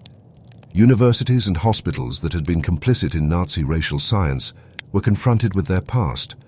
Some tried to minimize their involvement, others sought to reform. The lessons of the Nuremberg Code influenced medical research globally, though adherence varied. Debates about the ethics of experimentation grew louder, shaping new policies and oversight committees. The memory of Auschwitz lingered in lecture halls and laboratories, a reminder that science could not be separated from morality. The broader legacy of the twin experiments is not one of discovery, but of warning. No breakthroughs in genetics or medicine came from Mengele's work. The methods were too crude, the theories too distorted by ideology, the records too flawed to be of scientific use. What remained was a demonstration of how far science can be corrupted when it abandons ethics and aligns itself with power. The meticulous notes, the organized files, the precise measurements, all the trappings of science, concealed nothing more than cruelty. For survivors, memory became both a burden and a duty. They spoke of the daily routines of camp life, the roll calls, the rations, the barracks filled with whispers at night. They described the ordinary details that made the horror real. The taste of thin soup, the sound of boots on wooden floors, the smell of chemicals in their eyes. These fragments grounded their testimony, making it vivid and undeniable. Through their words, the world learned not only of experiments, but of the lives that continued amid them. The children who sang softly to one another, who clung to siblings for comfort, who tried to remember the faces of parents they had lost. The world beyond Auschwitz moved forward. But the memory of what had been done lingered. Memorials were built, museums created, and archives preserved. Researchers studied the history not for knowledge of biology, but for knowledge of how systems can fail, how science can be twisted, how ordinary routines can conceal extraordinary crimes. Each detail preserved was a reminder. The danger lies not only in ideology, but in the way it can infiltrate the everyday, turning paperwork, measurements, and experiments into instruments of harm. In later decades, survivors gathered to share their stories, forming associations of twins who had lived through Mengele's experiments. They met, sometimes in small groups, sometime, at large commemorations, finding in each other both recognition and solace. Their voices ensured that the history would not be forgotten, that the world would hear from those who had lived it, not only from documents and trials. Through them, the ordinary lives of children, interrupted, distorted but not erased, came back into view. As time passed, the memory of the Holocaust entered education, literature, and public consciousness. Schoolchildren learned of Auschwitz, of Mengele, of the twin experiments. The stories became part of the broader effort to understand and to prevent. Medical ethics courses cited Nuremberg, informed consent, and the dangers of unchecked authority. Historians examined not only the crimes, but the structures that allowed them, the bureaucracy, the culture, the small decisions that built a system of destruction. And yet, even with all this reflection, the story remains unsettling. It is not a closed chapter, neatly resolved, but an open reminder of human capacity for cruelty and for endurance. The twins who survived carried their memories into the present, their lives shaped, but not defined entirely by what was done to them. They raised families, pursued careers, lived in cities far from Auschwitz. Their daily routines, meals cooked, children raised, work done, were testaments to survival, to the persistence of ordinary life after extraordinary loss. The story of the experiments does not end with data or discovery, but with memory and responsibility. It is a reminder that science is not merely a collection of techniques, but a moral practice, one that requires constant vigilance. The instruments, the measurements, the notes, these are meaningless without ethics. The story of Auschwitz shows how quickly they can be turned against the very humanity they are meant to serve.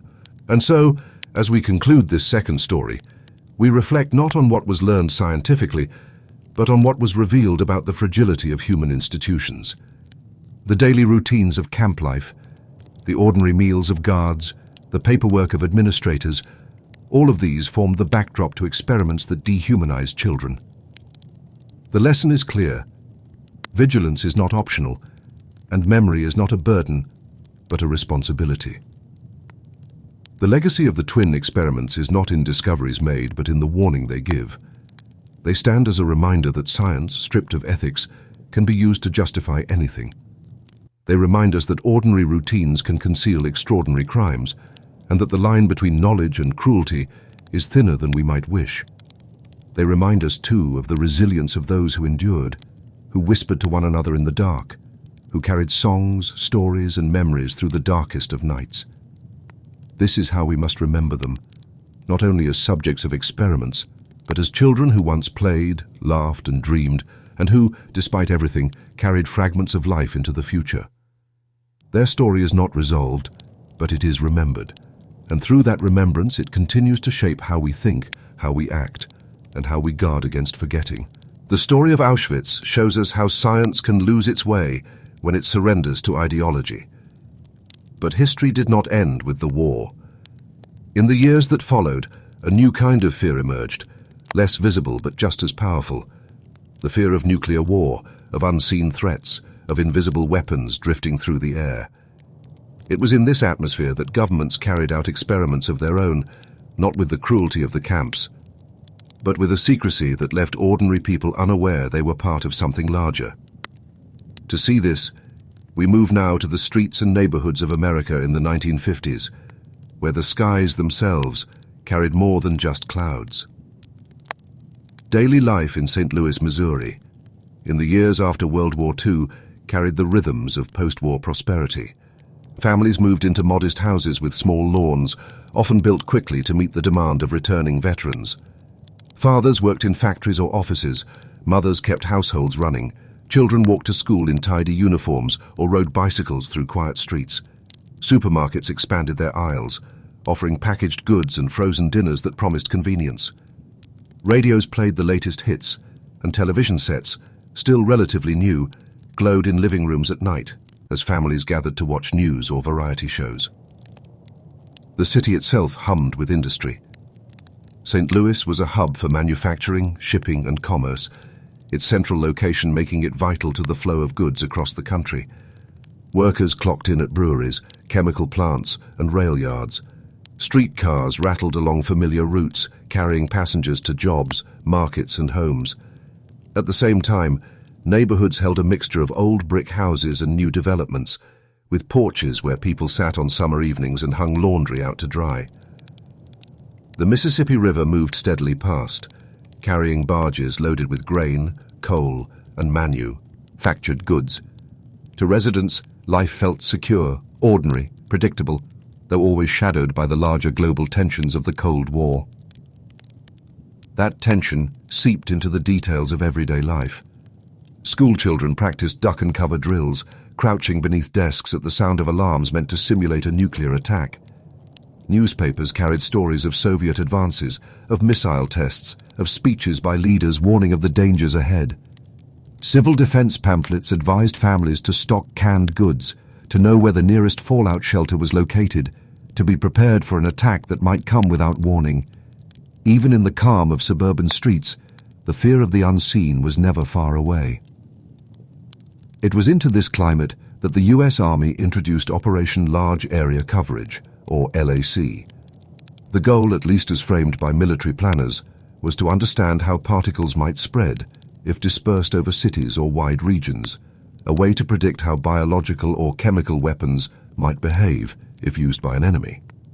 To carry out these tests, the Army needed real environments, real cities, real weather patterns, and so they selected places like St. Louis, where populations lived, worked, and carried on with daily life. Unaware that the skies above them were being used for experiments, the material chosen for spraying was zinc cadmium sulfide, a compound that produced tiny particles capable of drifting long distances in the air. To the Army, it was considered harmless, or at least harmless enough for the purposes of testing. To the residents of St. Louis, it was invisible, undetectable, and entirely unknown. Spraying was carried out from airplanes flying over the city, releasing clouds of particles that mixed with wind currents. In some cases, sprayers were mounted on rooftops or hidden in city structures, releasing the material into neighborhoods without attracting attention. From the ground, life looked unchanged. Families still woke to the sound of alarm clocks, prepared breakfast, sent children to school. Workers still crowded into factories and offices, their lunch pails filled with sandwiches and thermoses. Housewives hung sheets on lines in backyards, their white fabric flapping in the breeze, never knowing that microscopic particles were settling onto them. The experiments were designed to blend into the ordinary, to pass unnoticed, to be invisible not only in substance, but in awareness. The city's weather played a role in these experiments. St. Louis summers were hot and humid, the air heavy and still at times, ideal for observing how particles lingered. Autumn brought cooler breezes, shifting the patterns of drift. Meteorological reports were carefully studied, winds charted, temperatures recorded.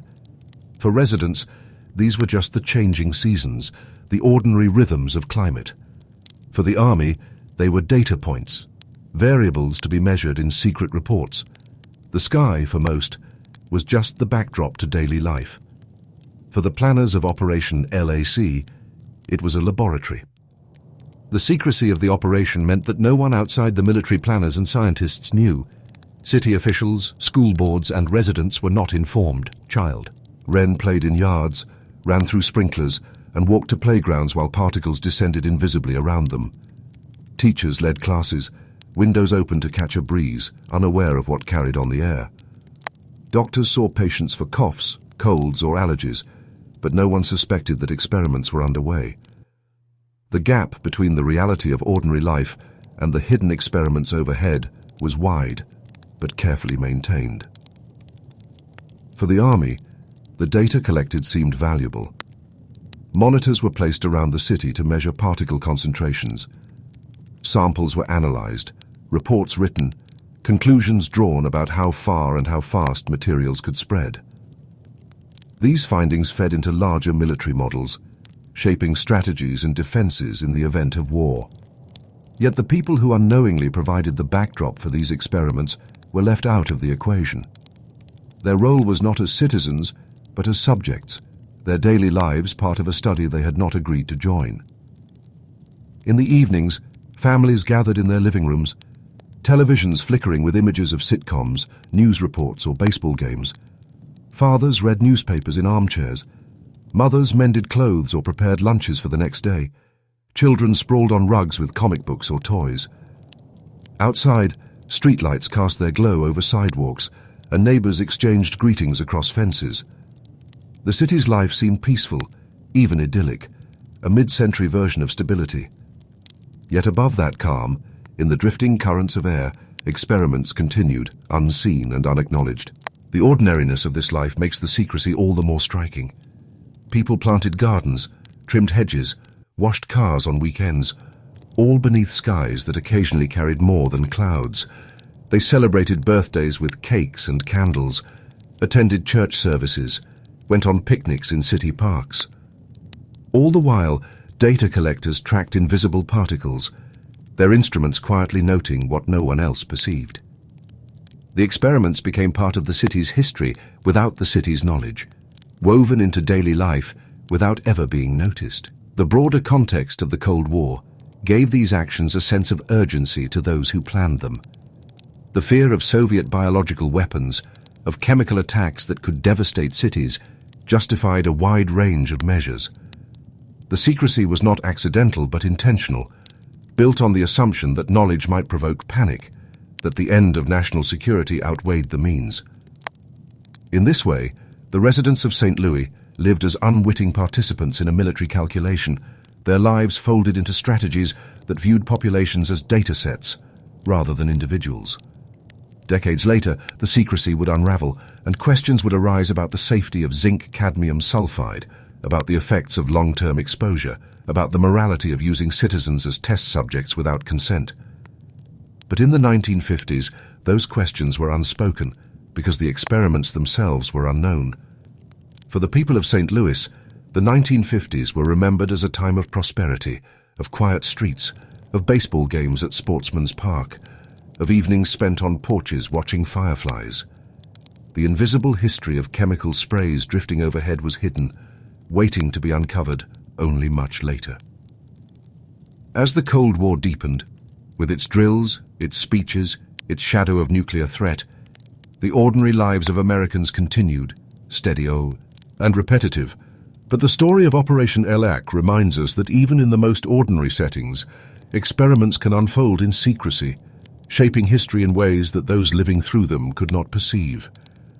And so we pause here, in the streets of St. Louis, where children ride bicycles past brick houses, where factory whistles sound at shift changes, where laundry dries in the sun, all while something unseen descends from the sky. The story remains unresolved, the questions unasked, the knowledge hidden. In the next part, we follow those particles further, into the bodies and lives of those who breathed them in, drank from water they settled upon, and lived their lives beneath skies that were not as empty as they seemed. The spraying did not happen only once. It was part of a program that stretched across seasons, repeated at intervals, sometimes from the air, sometimes from ground-based equipment. In St. Louis, the Army installed sprayers on tall buildings, structures that blended into the city's landscape but carried a hidden purpose. Some were placed on school rooftops, others on public housing projects, where the height allowed particles to disperse widely over the surrounding neighborhoods. Few ever noticed them. The devices looked like ordinary machinery, another part of the cluttered skyline of smokestacks, chimneys, and water towers that defined an industrial city. At scheduled times, the sprayers released zinc-cadmium sulfide into the air. The particles were fine, almost weightless, drifting with the wind, invisible against the sky.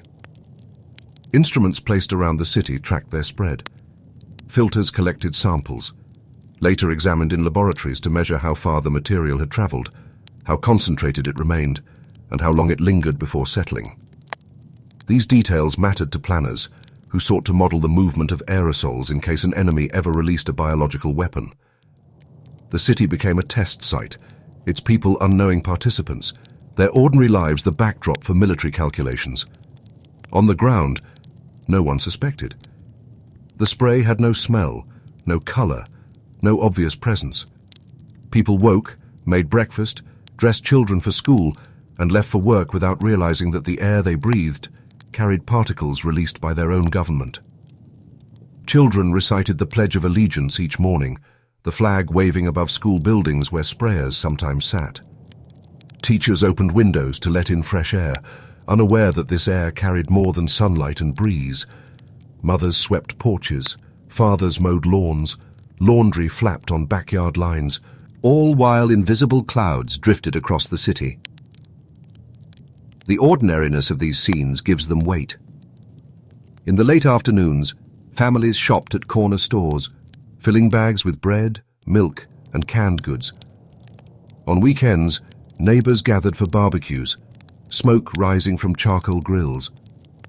At night, couples strolled past storefronts, neon signs glowing in windows. None of these routines gave any hint of the experiments underway. Life went on, steady and familiar, while monitors collected data on the spread of invisible particles through these very streets. Beyond St. Louis, the Army carried out similar operations in other parts of the country. Operation LAC extended over wide areas, with planes dispersing zinc-cadmium sulfide across regions of the Midwest and South. Cities and rural areas alike became test sites, chosen for their climates, geographies, or populations. The logic was clear to the planners. To defend against threats, one had to understand how agents might move through the air.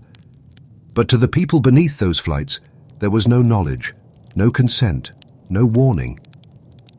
Their skies were used as laboratories, their lungs as instruments of measurement, without their awareness. Back in St. Louis, the experiments continued quietly.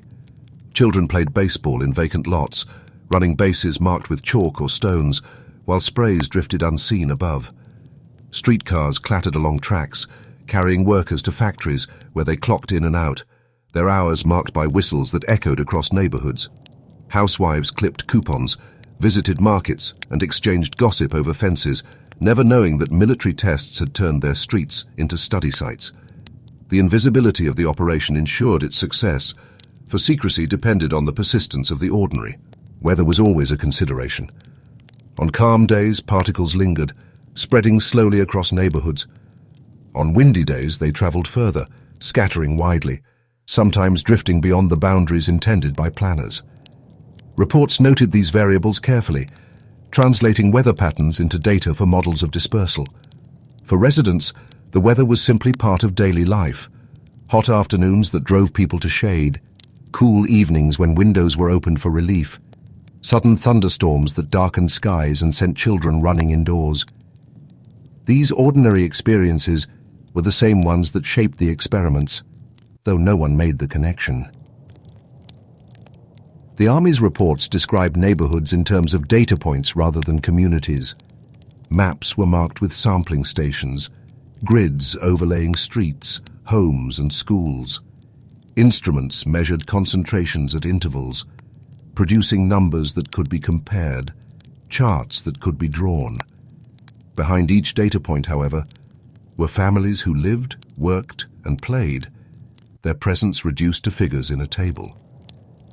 The distance between the lived experience of St. Louis residents and the abstract models of military planners was wide, but the experiments depended on that distance remaining unnoticed. The mid-1950s brought new technologies into homes: refrigerators, washing machines, televisions. Advertisements promised convenience and modern living, images of smiling families framed by tidy kitchens and shining appliances. In reality, many households in St. Louis were modest, their budgets stretched, their routines filled with work. Fathers labored long hours in factories. Mothers stretched meals from simple ingredients. Children wore hand-me-downs passed from sibling to sibling. Yet even these modest lives carried aspirations for stability and progress, a belief that the future would be brighter than the past. These hopes unfolded beneath skies that carried a hidden burden, experiments that none of them could have imagined. Community life centered on schools, churches, and local businesses. Children attended classrooms with wooden desks and chalkboards, reciting lessons and writing exercises. Congregations gathered on Sundays, hymnals in hand, filling pews with familiar voices. Barbershops, diners, and corner groceries served as places for conversation, exchange, and connection. The life of the city was woven from these small routines, repeated day after day, year after year. All the while, zinc-cadmium sulfide particles settled quietly on rooftops, in gardens, on playground equipment, unremarked and unseen. From the perspective of the military, the experiments were routine too. Flights scheduled, dispersals conducted, samples collected, reports filed. Officers reviewed results, compared them with models, and sent recommendations to higher commands. The paperwork moved through channels, stamped and filed, just as any other bureaucratic task might be. This ordinariness of process masked the extraordinariness of its substance. By treating the experiments as administrative work, the system ensured they appeared as nothing unusual within its own structure, even as they altered the environment of entire communities. The secrecy surrounding Operation LAC was deliberate and thorough. Officials believed that public knowledge would spark fear or anger, that consent could not be sought without undermining the experiment's purpose. And so silence was maintained. Newspapers reported on city events, school board meetings, local sports and national politics, but never on the sprays drifting overhead. Families discussed bills, repairs and weekend plans, not knowing that their own government had chosen them as test subjects. The absence of knowledge became part of the fabric of daily life, a gap that allowed experiments to proceed without interruption. Children who grew up in St. Louis during these years remembered the city as safe, familiar, ordinary. They remembered playing in alleys, fishing along the river, visiting parks in the summer. They remembered walking to school in lines, carrying books in satchels, eating lunches of sandwiches and fruit. Nothing in these memories suggested danger. Nothing hinted at experiments. The skies they saw were filled with clouds, birds, and sometimes airplanes, but never with suspicion. Their recollections, full of ordinary detail, highlight how thoroughly the experiments were concealed. Yet questions lingered, even if they were unspoken at the time. Residents sometimes noticed unusual patterns in the sky, trails left by planes, but explained them as ordinary flights. Dust on windowsills, discoloration on laundry, irritation in throats. These might have been remarked upon in households, but without context, they seemed trivial. Life provided plenty of explanations for such things: industrial pollution, pollen, smoke from factories. The possibility of military experiments was too distant to consider, too improbable to imagine. And so the questions remained private, never voiced, never pursued. The contrast between the visible city and the invisible experiment is striking. Streetcars, markets, schools and churches defined the experience of St. Louis residents. But for the Army, it was the invisible patterns of air currents, the unseen dispersal of particles, the data collected on filters that mattered. Two realities coexisted, one of ordinary life, another of secret study. The people of the city lived entirely within the first, never realizing they were central to the second. As the 1950s progressed, the Cold War intensified. Headlines carried news of nuclear tests, missile launches, and international crises. Civil defense drills became routine, with sirens and shelters part of the landscape. In this climate, the logic of secrecy persisted, justified by the urgency of national security. Experiments continued, their reports folded into broader strategies, their presence still invisible to those who lived beneath them.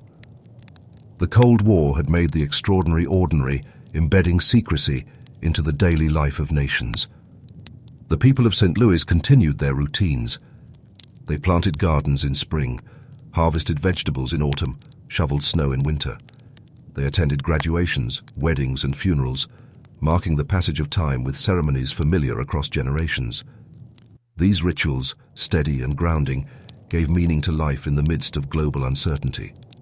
And yet in the background, particles drifted, data accumulated, and reports circulated in offices far from the neighborhoods they described. The story of Operation LAC at this point remains unresolved. The residents of St. Louis still had no idea, still lived their days without knowledge of what had been done. The army continued its experiments, the Cold War continued its pressures, and the gap between ordinary life and hidden history remained wide. To close this section, we leave the city in mid-century calm, its people unaware, its skies carrying more than clouds. The questions of consequence and responsibility wait in the chapters ahead, where secrecy will eventually give way to revelation. Through the late 1950s, the spraying operations in St. Louis and other test sites became part of the background of city life, carried out quietly, recorded in reports, and left unknown to the people who lived beneath the drifting clouds. The rooftops still held their hidden sprayers, the planes still flew occasional missions, and the army continued to collect its data. To residents, the sky was unchanged. To the planners, each test added another set of figures, another layer of knowledge about how particles spread through neighborhoods, how they settled, and how long they lingered. The daily life of the city went on, steady and familiar. St. Louis was an industrial hub, its factories producing steel, chemicals, and automobiles. Workers punched clocks, carried lunch pails, and returned home with the grime of labor on their clothes. Families lived in brick row houses or new suburban developments where lawns were trimmed, driveways paved, and cars polished on weekends. Schools were busy with lessons and activities, children playing softball on dusty fields or marching in band practice with shiny instruments that glinted in the sun. Churches filled on Sundays, their bells marking the hours of worship, their basements hosting potluck dinners and charity drives. The city's air already carried pollution from smokestacks and industrial plants. The haze that sometimes settled over neighborhoods was explained by coal smoke, automobile exhaust, and dust from factories. When laundry turned grey on the line, or when residents noticed irritation in their throats or eyes, they blamed the industry that surrounded them. Zinc-cadmium sulfide particles blended into this backdrop, indistinguishable from the soot and dust that were part of life in a working city. The invisibility of the tests ensured their success. At the same time, the Cold War climate shaped how people thought about secrecy and security. Citizens were accustomed to hearing official messages about threats from abroad, about the need for preparedness, about sacrifices made for the nation's defense. Civil defense drills continued, and fallout shelters were promoted as household necessities. Government authority was rarely questioned openly, particularly when it invoked national security. In this environment, even if suspicions had arisen about unusual activities in the city, few might have dared to voice them. Trust, or at least acceptance, was the prevailing attitude. Inside military offices, however, the reports accumulated. Charts and tables showed how particles dispersed, how concentrations varied by location and weather. Maps of St. Louis were marked with dots representing sampling stations. The language was precise, technical, detached from the lived reality of the city. Children were not described as children, but as population density figures. Houses were not homes, but structures influencing air currents. Parks were open spaces on maps, useful for measuring dispersion. The city became a model, a data set, a site for controlled observation. Meanwhile, small but persistent health complaints circulated quietly in neighborhoods. Parents noticed rashes, coughs, or recurring respiratory problems in children. Doctors saw patients with ailments they could not always explain, attributing them to common causes: allergies, pollution, infections. No one connected these to military experiments because no one knew they were occurring. The possibility remained outside the realm of thought, hidden by secrecy and by the ordinariness of other explanations. Yet in retrospect, some survivors would remember these details, wondering if there had been more behind them than ordinary illness. Life in the city was shaped by rhythms of work and leisure.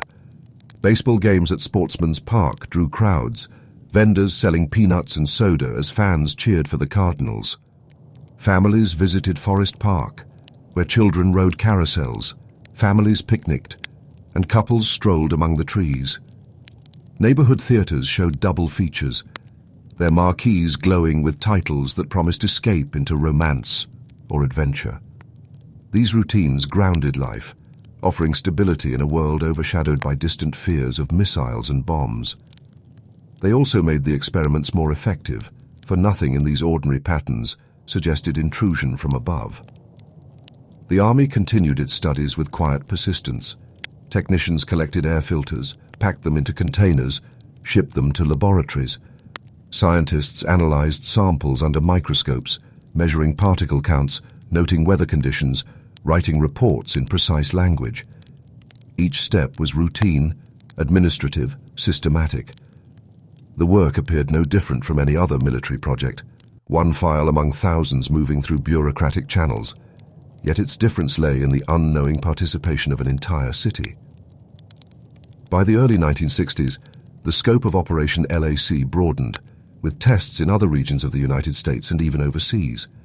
Yet St. Louis remained central, a testbed whose population density and industrial setting made it useful for studies of urban dispersal. Rooftop sprayers continued their quiet work, sometimes disguised as ventilation equipment or other innocuous structures. Residents passed beneath them daily, never guessing their purpose. Children walked into schools where sprayers were mounted overhead, their lessons unfolding under skies that carried more than chalk dust and sunlight. The secrecy endured. No newspaper reported the experiments. No city council meeting disclosed them. Officials outside the military were largely unaware, and those who knew did not speak. The silence was part of the structure, as deliberate as the planning of the experiments themselves. By withholding knowledge, the Army ensured that life in St. Louis would continue unchanged, that data would reflect natural patterns of human activity rather than behaviors altered by fear or awareness. The city remained both ordinary and extraordinary at once, ordinary to its residents, extraordinary to the military that studied it from above. As the decade advanced, larger questions about government trust began to emerge in American society. The Cuban Missile Crisis in 1962 heightened fears of nuclear war. Civil rights struggles exposed tensions in cities like St. Louis, and public debates about government authority grew sharper. Yet the experiments remained hidden, untouched by these debates. Citizens might question foreign policy or social policy, but few had reason to question the skies themselves. The separation between visible life and invisible experiment held firm. In neighborhoods, memories formed that would later be recalled with new meaning. Children remembered playing stickball in alleys, their laughter echoing against brick walls. Parents remembered sweeping stoops, calling children in for dinner, listening to radio broadcasts in the evenings. Workers remembered the clang of factory machines, the rhythm of their shifts, the long walk home through crowded streets. At the time, these were ordinary recollections, unremarkable in their familiarity. Later, they would become part of a hidden history. Details of a life lived under experiments no one had known were occurring. The story at this point remains unresolved. The residents of St. Louis continued their routines, unaware that their city had become a laboratory. The Army continued its studies, satisfied with the data it collected, confident in the secrecy it maintained. Questions of safety, of ethics, of consent were not asked, not answered, not even considered by those carrying out the work. The divide between daily life and hidden history remained unbroken, and the consequences remained unseen. As dusk fell over St. Louis in those years, streetlights flickered on, casting pools of yellow light over sidewalks. Families sat on porches, sipping iced tea in summer or warming themselves with coffee in winter. Radios played softly, televisions glowed through windows, children drifted to sleep in bedrooms filled with the quiet of ordinary nights. The air around them was the same air that carried particles released in secret, settling silently, unremarked, unmeasured by those who breathed it in. The story pauses here, unresolved, waiting for the moment when secrecy would end and questions would finally be asked. The secrecy surrounding Operation LAC held for decades. Through the 1950s and 1960s, through the height of the Cold War and into its quieter years, the people of St. Louis went about their lives without any knowledge of what had drifted above them. Children who had played in schoolyards grew into adults. Parents grew old. Neighborhoods changed with time. The sprayers were removed, the files filed away, and the experiments became part of a classified history that most would never imagine had touched their lives. It was only in the 1970s, when documents were declassified, that the truth began to surface. Congressional hearings examined past military projects, and Operation Lacey was among them. For the first time, residents of St. Louis heard that their city had been used as a test site, that zinc-cadmium sulfide had been sprayed over their homes, schools and parks, and that they had been unwitting participants in a military study. The revelations were startling. Newspapers carried stories, television anchors spoke of it, and citizens reacted with disbelief and anger. The idea that their own government had carried out secret experiments on them felt like a breach of trust too deep to reconcile. Health questions quickly followed. Was zinc-cadmium sulfide harmful? Had exposure caused illness, cancers, or chronic conditions? Experts debated. Some argued that the quantities used were too small to cause harm, that the compound was not dangerous in the amounts dispersed. Others pointed out that cadmium was known to be toxic, that long-term effects were not well studied, and that using it without consent was unethical regardless of its safety.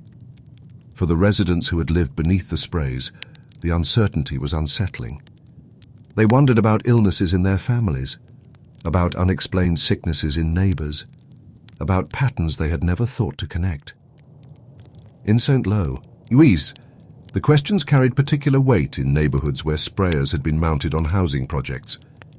Residents of Pruitt-Ego, a public housing complex where many black families lived, learned that their community had been chosen for repeated spraying. They asked whether they had been targeted, whether their vulnerability had been exploited, whether their health had been sacrificed for experiments carried out without their knowledge. These questions touched not only on science, but on issues of race, class, and justice, amplifying the sense of betrayal. Researchers studied the issue, producing reports that sought to answer the health concerns. Some concluded that no clear evidence linked the sprays to harm, while others maintained that uncertainty remained. For residents, the debate itself was painful. To be told that one's life had been part of an experiment without consent was already damaging. To be told afterward that no clear harm could be proven did not erase the sense of violation. The ethical breach lay not only in the possible effects, but in the secrecy itself. Daily life in St. Louis by the 1970s and 1980s had changed. The city faced economic decline, factories closed, neighborhoods shifted. Families who had lived beneath the sprays in the 1950s now lived with memories of ordinary childhoods, colored by a new awareness that those memories carried hidden layers. A backyard game, a walk to school, laundry drying in the sun.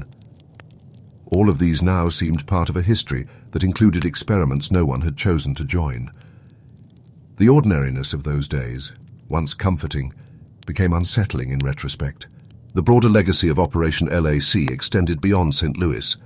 It became a case study in the risks of secrecy, in the dangers of treating populations as test subjects without consent.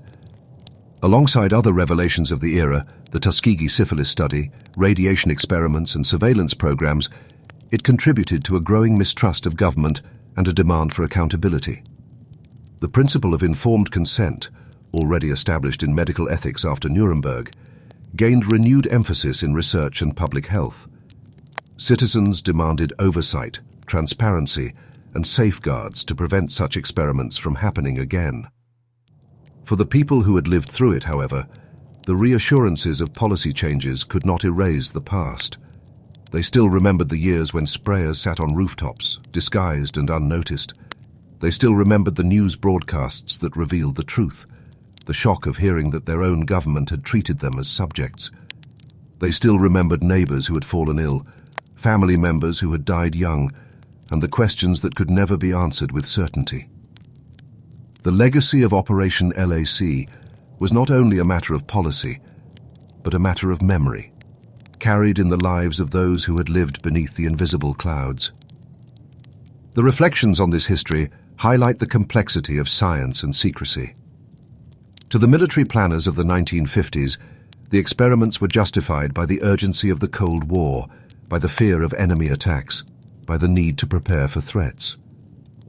To the residents of St. Louis, once they learned the truth, the experiments were unjustifiable breaches of trust, examples of power used without consent. Both perspectives existed, but the weight of history falls on the side of those who lived with secrecy, not on those who created it. Today, the story of Operation LAC is remembered as part of the Hidden High story of the Cold War, one of many projects carried out in the name of security, but hidden from the people they affected. It serves as a reminder that ordinary life can be intertwined with experiments unseen, that trust in institutions is fragile, and that secrecy can leave wounds long after the experiments themselves are over. The story is not about scientific breakthroughs, for no great discoveries came from spraying zinc-cadmium sulfide over cities. It is about the ethics of research, the responsibilities of governments, and the experiences of communities who learned too late that their lives had been part of something they never agreed to. And so we close this story by returning to the image of St. Louis in the 1950s. Children riding bicycles down quiet streets, women hanging laundry on lines, men carrying lunch pails home from factories, families sitting on porches in summer evenings, fireflies glowing in the dark, skies that seemed empty, carrying only clouds and sunlight, but that in fact carried something more. An experiment, a secret, a layer of history unseen. The people of the city lived those days unaware, their lives ordinary, their memories untroubled. Only later would they learn that those same days held a hidden chapter, one that still echoes as a lesson about science, secrecy, and trust. The story of hidden experiments in Cold War America reminds us that secrecy was not unique to one nation. Across the world, in the Soviet Union, secrecy was woven even more tightly into the fabric of daily life, a constant presence in schools, workplaces, and homes. It shaped how science was pursued, how information was shared, and how ordinary people experienced the advances and risks of modern technology. To see this, we turn to Ukraine in the 1980s, where the town of Pripyat lived in the shadow of a nuclear plant that seemed to promise progress, but carried with it dangers that no one was allowed to speak of openly. Life in Pripyat was typical of many Soviet company towns. Built in the 1970s to house workers of the Chernobyl nuclear power plant, it had broad avenues lined with apartment blocks, schools, playgrounds, and shops. Families lived in modest flats with concrete balconies, small kitchens, and shared courtyards. Children attended schools where portraits of Lenin looked down from the walls, and mornings began with the recitation of patriotic slogans. Factories, offices, and the plant itself provided employment, while state stores supplied goods that were sometimes abundant, sometimes scarce, depending on supply chains that often faltered. The rhythms of life were steady. Workers rose early, dressed in uniforms or work clothes, and boarded buses that carried them to the plant or to nearby facilities. At the plant, shifts were organized around the constant operation of reactors, each worker responsible for a narrow slice of the complex system. Technicians monitored control panels, engineers inspected turbines, and laborers maintained grounds and equipment. The hum of machinery, the clatter of tools, and the steady routine of inspections defined their days. For many, it was a source of pride. They were contributing to the great Soviet project of harnessing nuclear energy, a symbol of modernity and power. Outside work, families tended small gardens in the spaces between buildings, growing potatoes, cucumbers, and onions. These plots supplemented the limited supplies available in state stores, where lines were common and shelves often bare. On weekends, families picnicked in parks, children played on swings and slides, and neighbors gathered for tea or vodka, sharing gossip and news. Weddings filled community halls with music and dancing, while funerals were marked by processions through courtyards, neighbors standing quietly in respect. The life of the town was ordinary, shaped by routines, responsibilities, and small joys, even as it existed in the shadow of the plant's cooling towers. Soviet secrecy shaped every aspect of this life. Newspapers carried only approved stories, often emphasizing progress, success, and productivity. Failures, accidents, or problems were rarely acknowledged. At the plant, workers knew that safety concerns could not easily be raised. To question procedures was to risk being seen as disloyal or untrustworthy. Reports moved upward through bureaucratic channels, often adjusted to reflect what superiors wished to hear. The culture of silence meant that mistakes could accumulate, risks could be hidden, and ordinary workers were left with incomplete knowledge of the dangers around them. Radiation was a constant presence, though rarely discussed openly. Workers at the plant were monitored with dosimeters, their exposure recorded, but results were not always shared. Medical examinations were routine, but diagnoses were vague, often described as fatigue or stress rather than linked to radiation.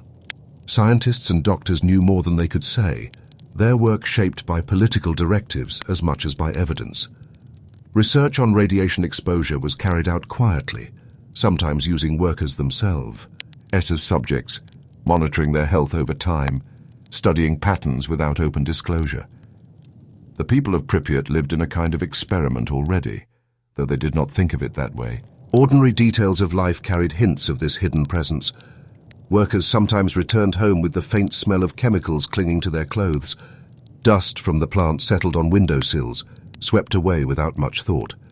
Families noticed friends who grew ill, neighbors who suffered unexplained ailments, but explanations were seldom given, and questions seldom asked. Life required acceptance, for to doubt too openly was to risk being seen as subversive. And so routines continued. Children doing homework at kitchen tables, mothers boiling water for tea, fathers repairing bicycles in courtyards, all while an invisible force lingered at the edges of awareness. Pripyat was not isolated from the larger Soviet world.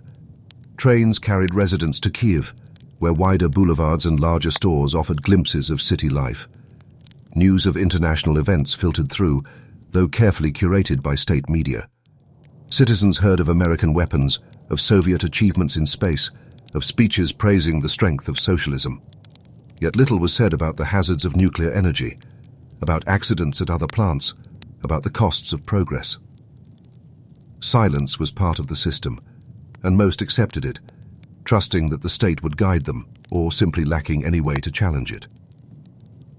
The architecture of the town reflected its purpose. Apartment blocks rose in clusters, their concrete facades uniform but practical. Schools stood at the center of neighborhoods, playgrounds scattered among them. A cultural palace hosted concerts, plays, and public lectures, while sports facilities offered swimming pools and gyms. Shops lined the main streets, their shelves filled with staples, bread, sugar, flour, though luxuries were rare and often required waiting in long queues. The city was designed to provide for its people, to show that the Soviet system could build communities as modi, earn as any in the West. For many residents it was enough. Life felt stable, predictable, even progressive. Yet beneath the surface, the plant carried risks that few fully understood. The design of the reactors, the training of staff, the pressures of production quotas, all combined to create vulnerabilities. Scientists knew, at least in part, but their voices were muted. Reports that raised concerns were adjusted, toned down, or filed away.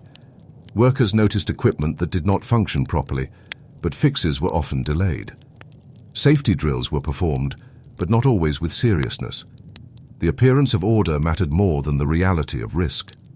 The culture of secrecy extended to medicine. Doctors treated workers for symptoms of radiation exposure, but rarely named it as such. They conducted tests, recorded results, and sent reports upward, where they became part of studies that were not shared with the public. Families were told their loved ones were fatigued, stressed, or suffering from other illnesses. Meanwhile, data accumulated in quiet archives, part of ongoing monitoring that served the state but not the people. In this way, the health of the community became another form of hidden experiment, one that continued year after year without acknowledgement. Children grew up in this environment without knowing its nature. They attended schools where lessons praised the plant as a symbol of Soviet progress. They drew pictures of reactors in art class, wrote essays about the promise of nuclear power, visited the plant on field trips to see the control rooms and turbines. To them, it was a source of pride, something that made their town special, important, modern. They did not know that they were also part of a system that monitored their health, their environment, their very bodies, as data points in a hidden study. Daily life offered few hints of danger. In summer, families swam in rivers, picnicked in forests, and picked mushrooms in woods. In winter, children skated on frozen ponds, bundled in woolen coats, their laughter rising in the crisp air. These routines were unchanged, familiar, grounding. The plant loomed in the background, its towers visible from many vantage points, but it was seen as part of the landscape, a symbol of livelihood and pride. Few imagined it as a source of peril. By the mid-1980s, however, the Soviet Union was straining under economic difficulties, political stagnation, and international pressures. Chernobyl remained a symbol of progress, but also a site of growing demands for productivity. Workers felt the pressure of quotas, managers the need to show results, and engineers the burden of ensuring operations never faltered. The margin for error grew thin, even as the culture of secrecy prevented open discussion of risks. Beneath the ordinary life of Pripyat, the stage was set for disaster. For now, though, the town continued its steady rhythms. Families cooked meals of potatoes, cabbage, and bread. Children carried satchels to school, their lessons filled with math, literature, and Soviet ideology. Workers returned home in the evenings, tired but satisfied, sitting down to watch television programs approved by censors. Neighbors exchanged greetings in courtyards, weddings filled halls with music, and funerals passed solemnly through streets. Life felt ordinary, stable, even hopeful, though it rested on foundations more fragile than anyone knew. And so we leave this first part of the fourth story in the quiet streets of Pripyat, where children play in courtyards, workers head to shifts at the plant, and families gather around tables in concrete apartments. The sky is calm, the seasons steady, the routines familiar. But beneath this ordinariness lies a system of secrecy, of hidden monitoring, of risks unspoken. The story is unresolved here, waiting for the moment when silence will break, when the ordinary will be shattered, and when the world will learn what had been hidden for so long. The night of April 26, 1986, began like any other for the people of Pripyat. Children went to bed after evening television. Parents tidied kitchens and prepared for the next day. Workers at the Chernobyl nuclear power plant settled into their night shifts, monitoring control panels, adjusting valves, and carrying out procedures that were by now routine. The corridors echoed with the hum of machinery, the faint rattle of distant turbines, the low conversations of technicians at work.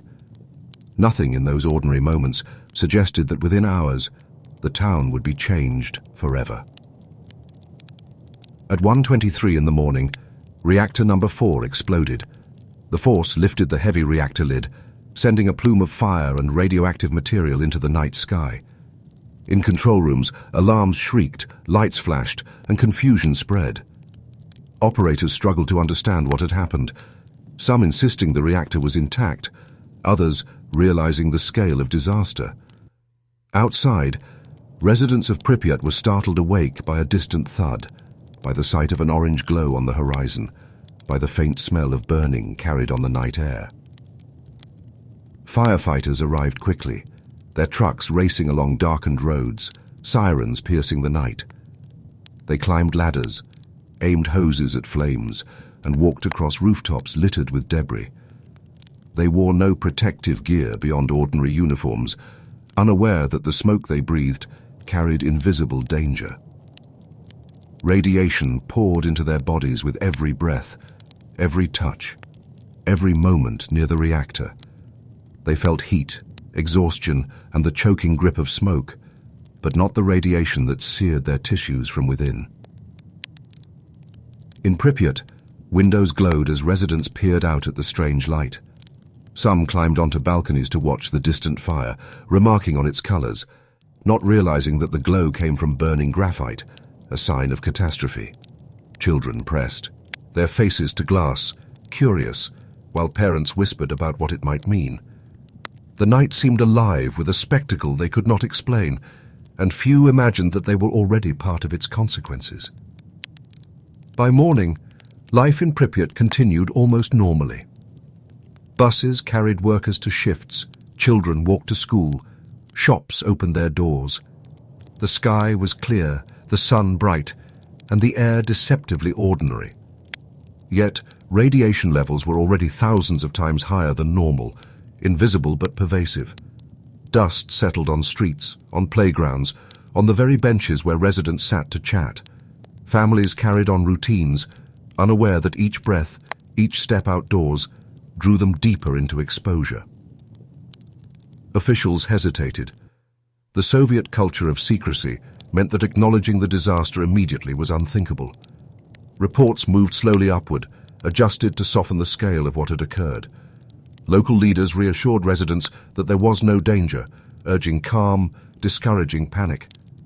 Announcements on loudspeakers told people to go about their business, to remain indoors if they felt worried, but not to fear. The truth was withheld, and the hours passed, compounding exposure. Doctors in Pripyat began to see patients. Firefighters returned from the plant with nausea, vomiting, and dizziness. Workers complained of weakness, of strange metallic tastes in their mouths, of burns on their skin. Children arrived at clinics with headaches, fevers, and rashes. The symptoms were puzzling, alarming, but not fully explained to patients or families. Medical staff recorded details, monitored conditions, and quietly reported upward. They recognized signs of radiation sickness, but they did not say so openly. To admit it would be to break the silence that governed Soviet life. At the plant, chaos reigned. Engineers and technicians worked desperately to contain what they still did not fully understand. Water was pumped, sand and boron prepared for dropping, orders issued and countermanded. Radiation monitors clicked furiously, their needles pinned at maximum, but readings were often ignored or dismissed. The reality was too severe to admit, even to those who stood in its midst. Workers carried out instructions, sometimes without comprehension, often at the cost of their own health. In Pripyat, the ordinary routines of Saturday unfolded. Markets bustled with shoppers, children rode bicycles, couples strolled along tree-lined streets. Radiation settled quietly on produce, on hair, on clothing.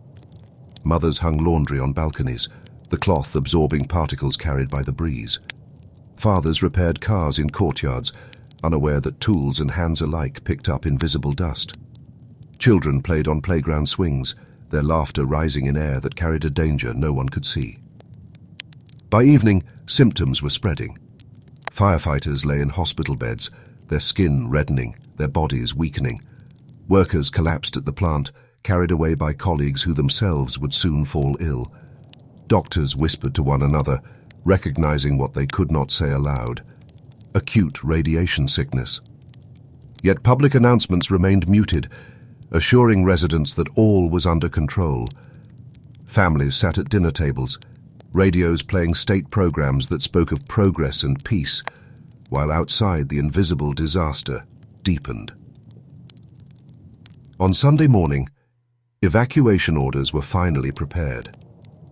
Buses lined the streets of Pripyat, hundreds of them, their engines idling, their windows reflecting the pale spring sun. Loudspeakers announced calmly that residents should pack a few belongings, documents, clothing, food for a few days, and prepare to leave temporarily. Many believed they would return soon, that the disruption was minor. They left kitchens with dishes unwashed, windows open to spring air, toys scattered on floors. Cats slept on balconies, dogs barked in courtyards, plants stood watered in pots. They locked their doors, expecting to be back in days. As buses rolled out, the silence deepened.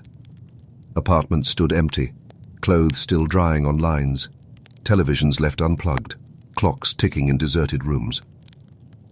The ordinary life of a Soviet town had been abandoned in hours, yet the traces of that life remained, suspended as if time itself had paused. The streets were quiet, the playgrounds empty, the markets closed. Radiation remained, seeping into walls, soil and air, but the people were gone, carrying with them the first confusion of what had happened. In hospitals, the suffering of firefighters and workers grew worse. Their bodies swelled, skin blistered, internal organs faltered. Nurses cared for them with dedication, though often without adequate protection. Doctors tried treatments, transfusions, medications, all while knowing that many could not survive.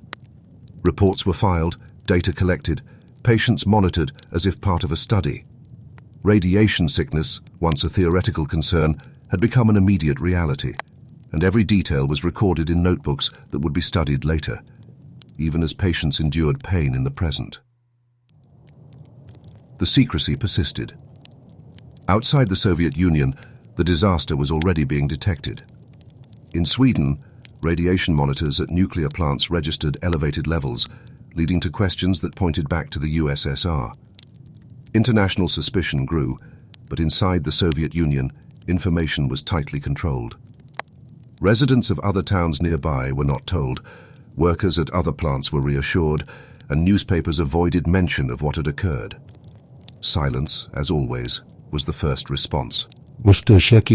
For the people of Pripyat, now scattered to temporary shelters, the days were filled with uncertainty. They lived in gymnasiums, schools and community halls, their belongings limited to what they had carried. They asked questions of officials, but answers were vague.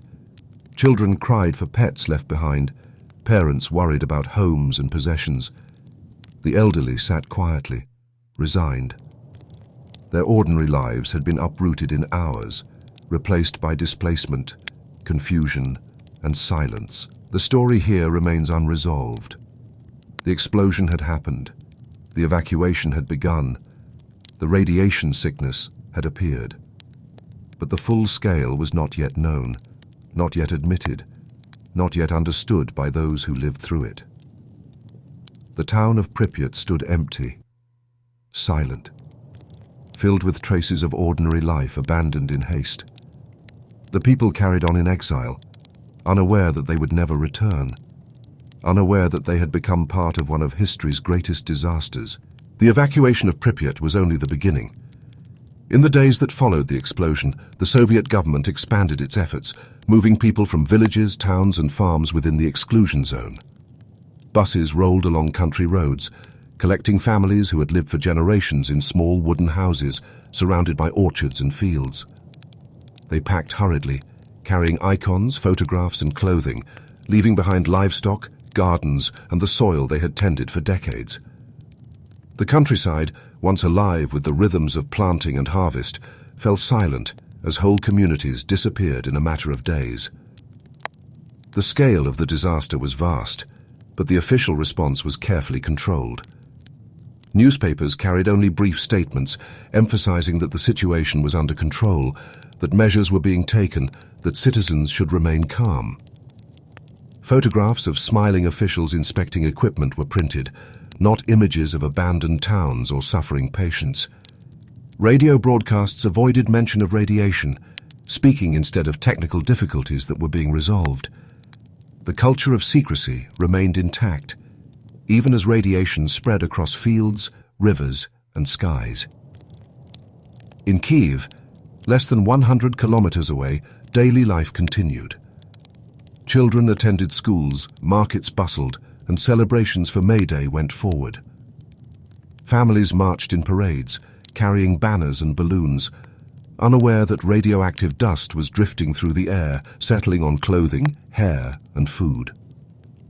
The state did not cancel the events. Appearances mattered more than safety. Participants smiled for photographs, their ordinary routines shaped by silence, not by knowledge. Meanwhile, in hospitals, the reality was unavoidable. Firefighters, plant workers, and soldiers sent to clean the site filled wards with symptoms of acute radiation sickness.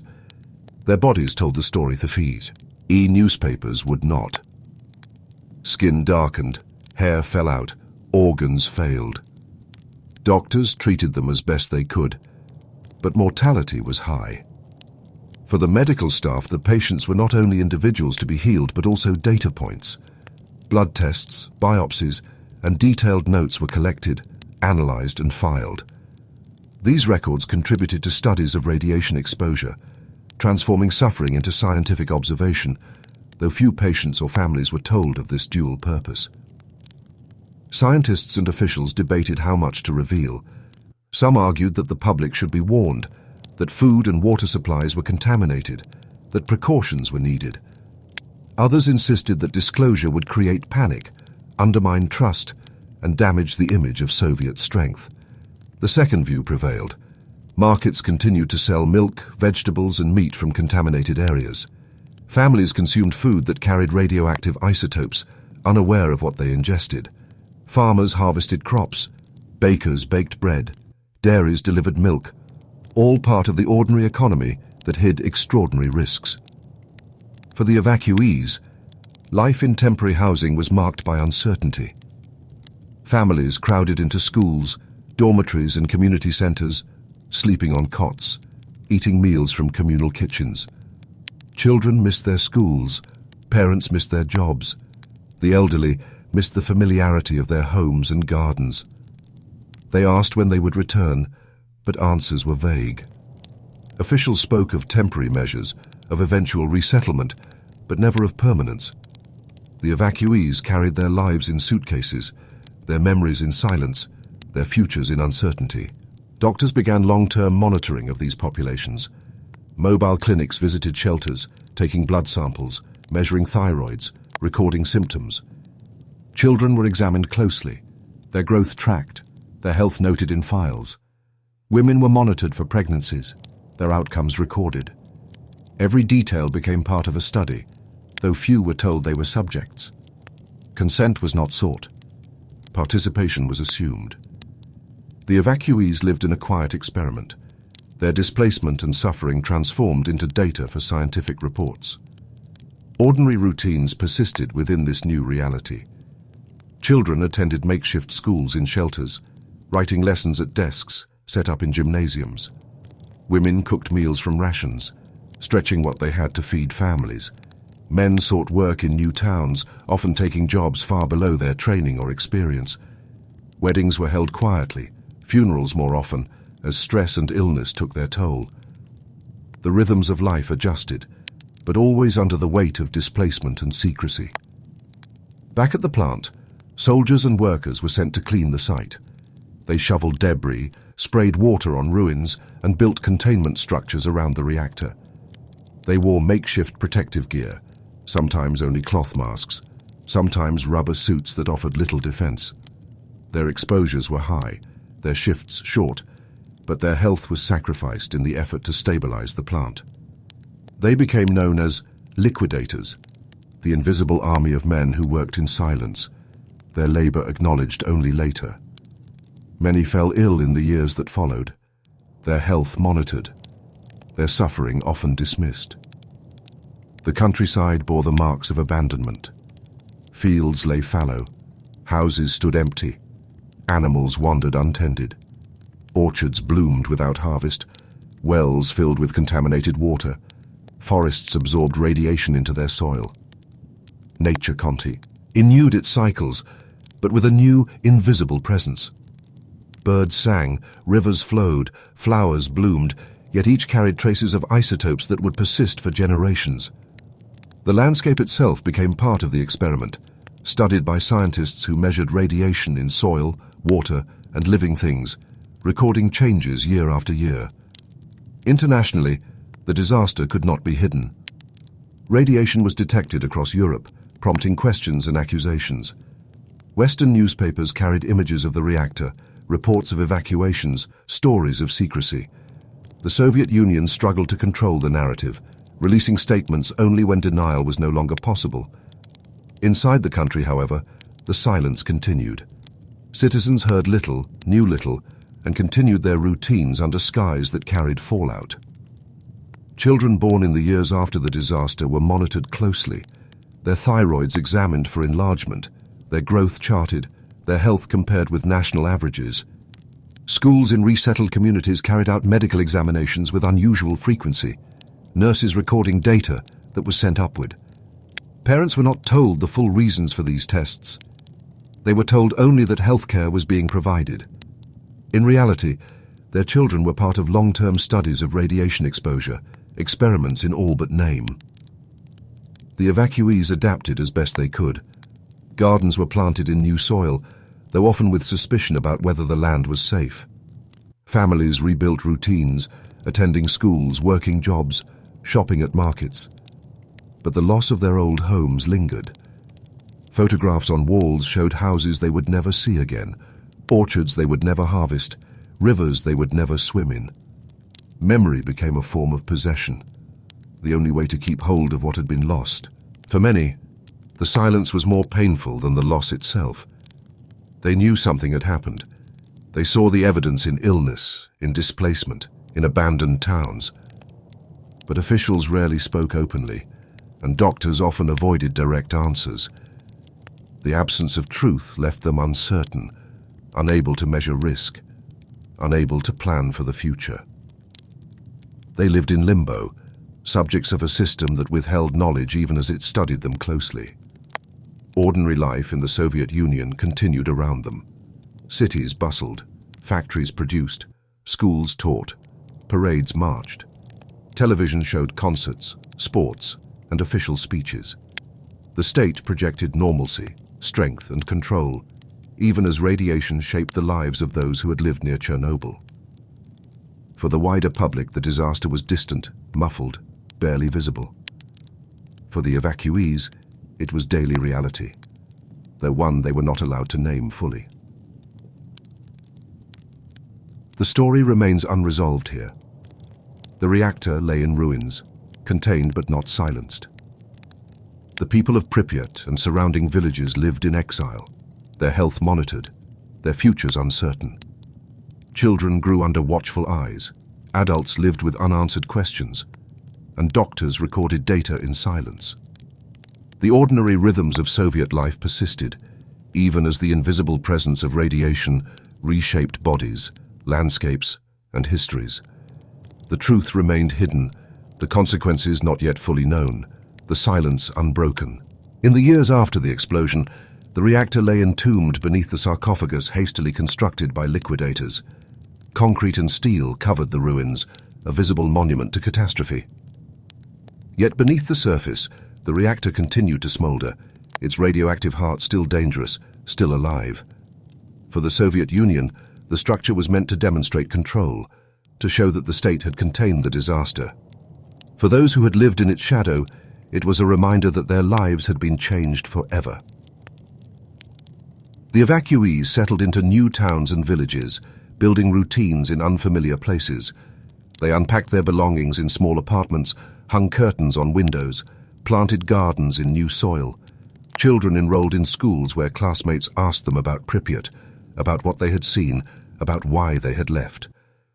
They struggled to answer, for even they did not know the full truth. Officials told them to move forward, to adapt, to accept their new homes as permanent. Yet many carried keys to apartments they would never return to, tokens of lives frozen in time. Health concerns lingered. Doctors monitored evacuees and liquidators, tracking cancers, thyroid conditions, and other illnesses. Some findings were shared cautiously in scientific journals, others buried in archives. Families noticed patterns, neighbors who grew sick, friends who died young, children who struggled with ailments. They asked questions, but answers were partial, filtered through official statements that emphasized progress and downplayed risks. The silence of secrecy remained, even in the face of suffering. Over time, the truth seeped out. International researchers studied the effects of radiation exposure, comparing populations, examining soil, water, and food. Western newspapers carried stories of villages abandoned, of hospitals filled with patients, of children born with health complications.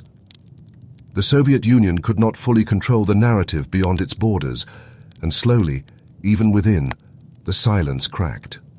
Survivors spoke to journalists, evacuees shared memories, liquidators told of the work they had done. Yet the full scope remained elusive, clouded by missing records, contested statistics, and political sensitivities. The collapse of the Soviet Union in 1991 brought new openness, but also new challenges. Independent Ukraine inherited the site, the evacuees, and the burden of memory. Resources were limited, corruption widespread, and priorities shifting. The sarcophagus deteriorated, requiring a new shelter decades later. The exclusion zone became both a symbol of tragedy and a destination for curiosity. Scientists studied its ecology, tourists visited its ruins, and survivors returned occasionally to tend graves or see old homes. The ordinary life that had once filled Pripyat remained suspended, frozen in peeling paint and empty streets. For the evacuees, memory was both comfort and wound. They remembered schoolyards filled with children, evenings on balconies, mornings walking to work. They remembered May Day parades, summer picnics, and winter skating on frozen rivers. These memories were vivid, ordinary, grounding. Yet they were overlaid with the knowledge that those days had carried invisible danger, that laughter and routine had unfolded under skies filled with fallout. Memory became a form of double vision, cherishing what had been, mourning what had been lost. The legacy of Chernobyl shaped more than those who lived through it. It influenced global debates about nuclear energy, about the costs and risks of technology, about the responsibilities of governments. It became a symbol of secrecy's dangers, of how silence could worsen catastrophe. The disaster was studied in universities, discussed in parliaments, memorialized in films and books. It became part of the collective memory of the late 20th century, a story not only of one reactor, but of the system that had built it, concealed its flaws, and hid its consequences.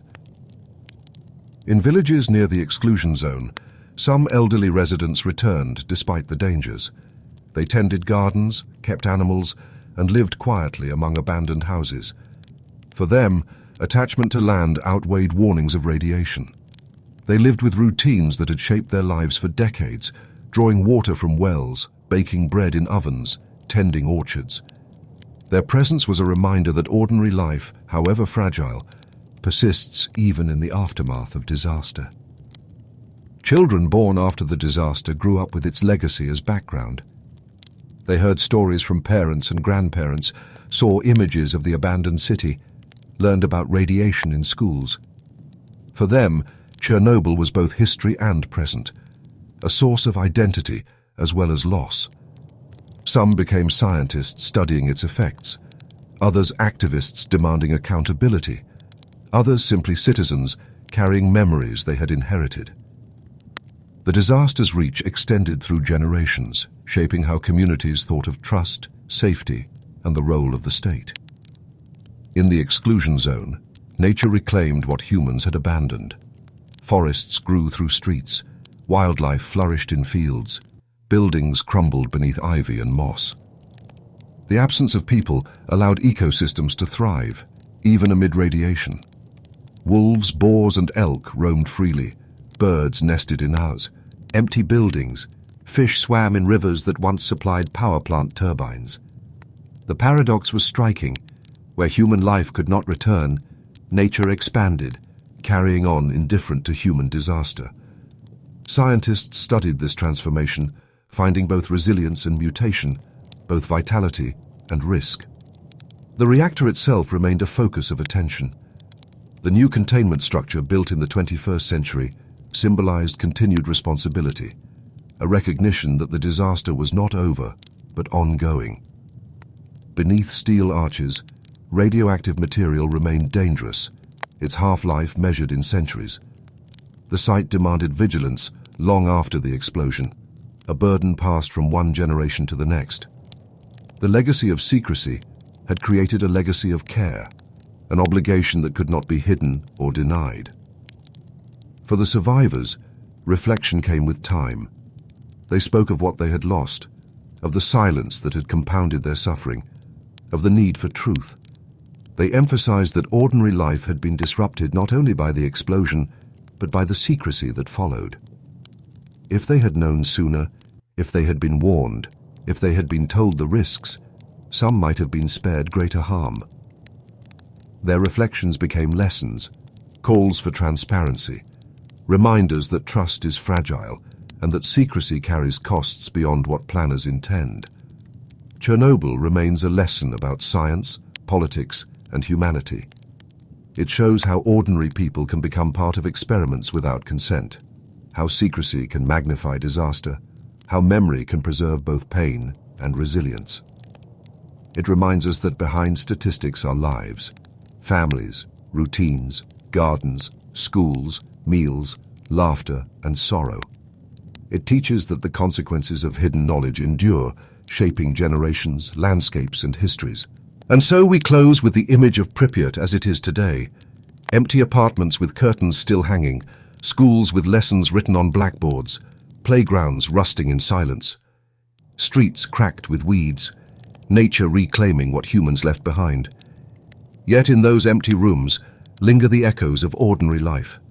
Children's laughter, parents' conversations, the hum of televisions, the smell of cooking meals. That ordinariness was shattered, but its memory endures. The story of Chernobyl is not only about disaster, but about the fragile, enduring presence of everyday life and the lessons it leaves for us all.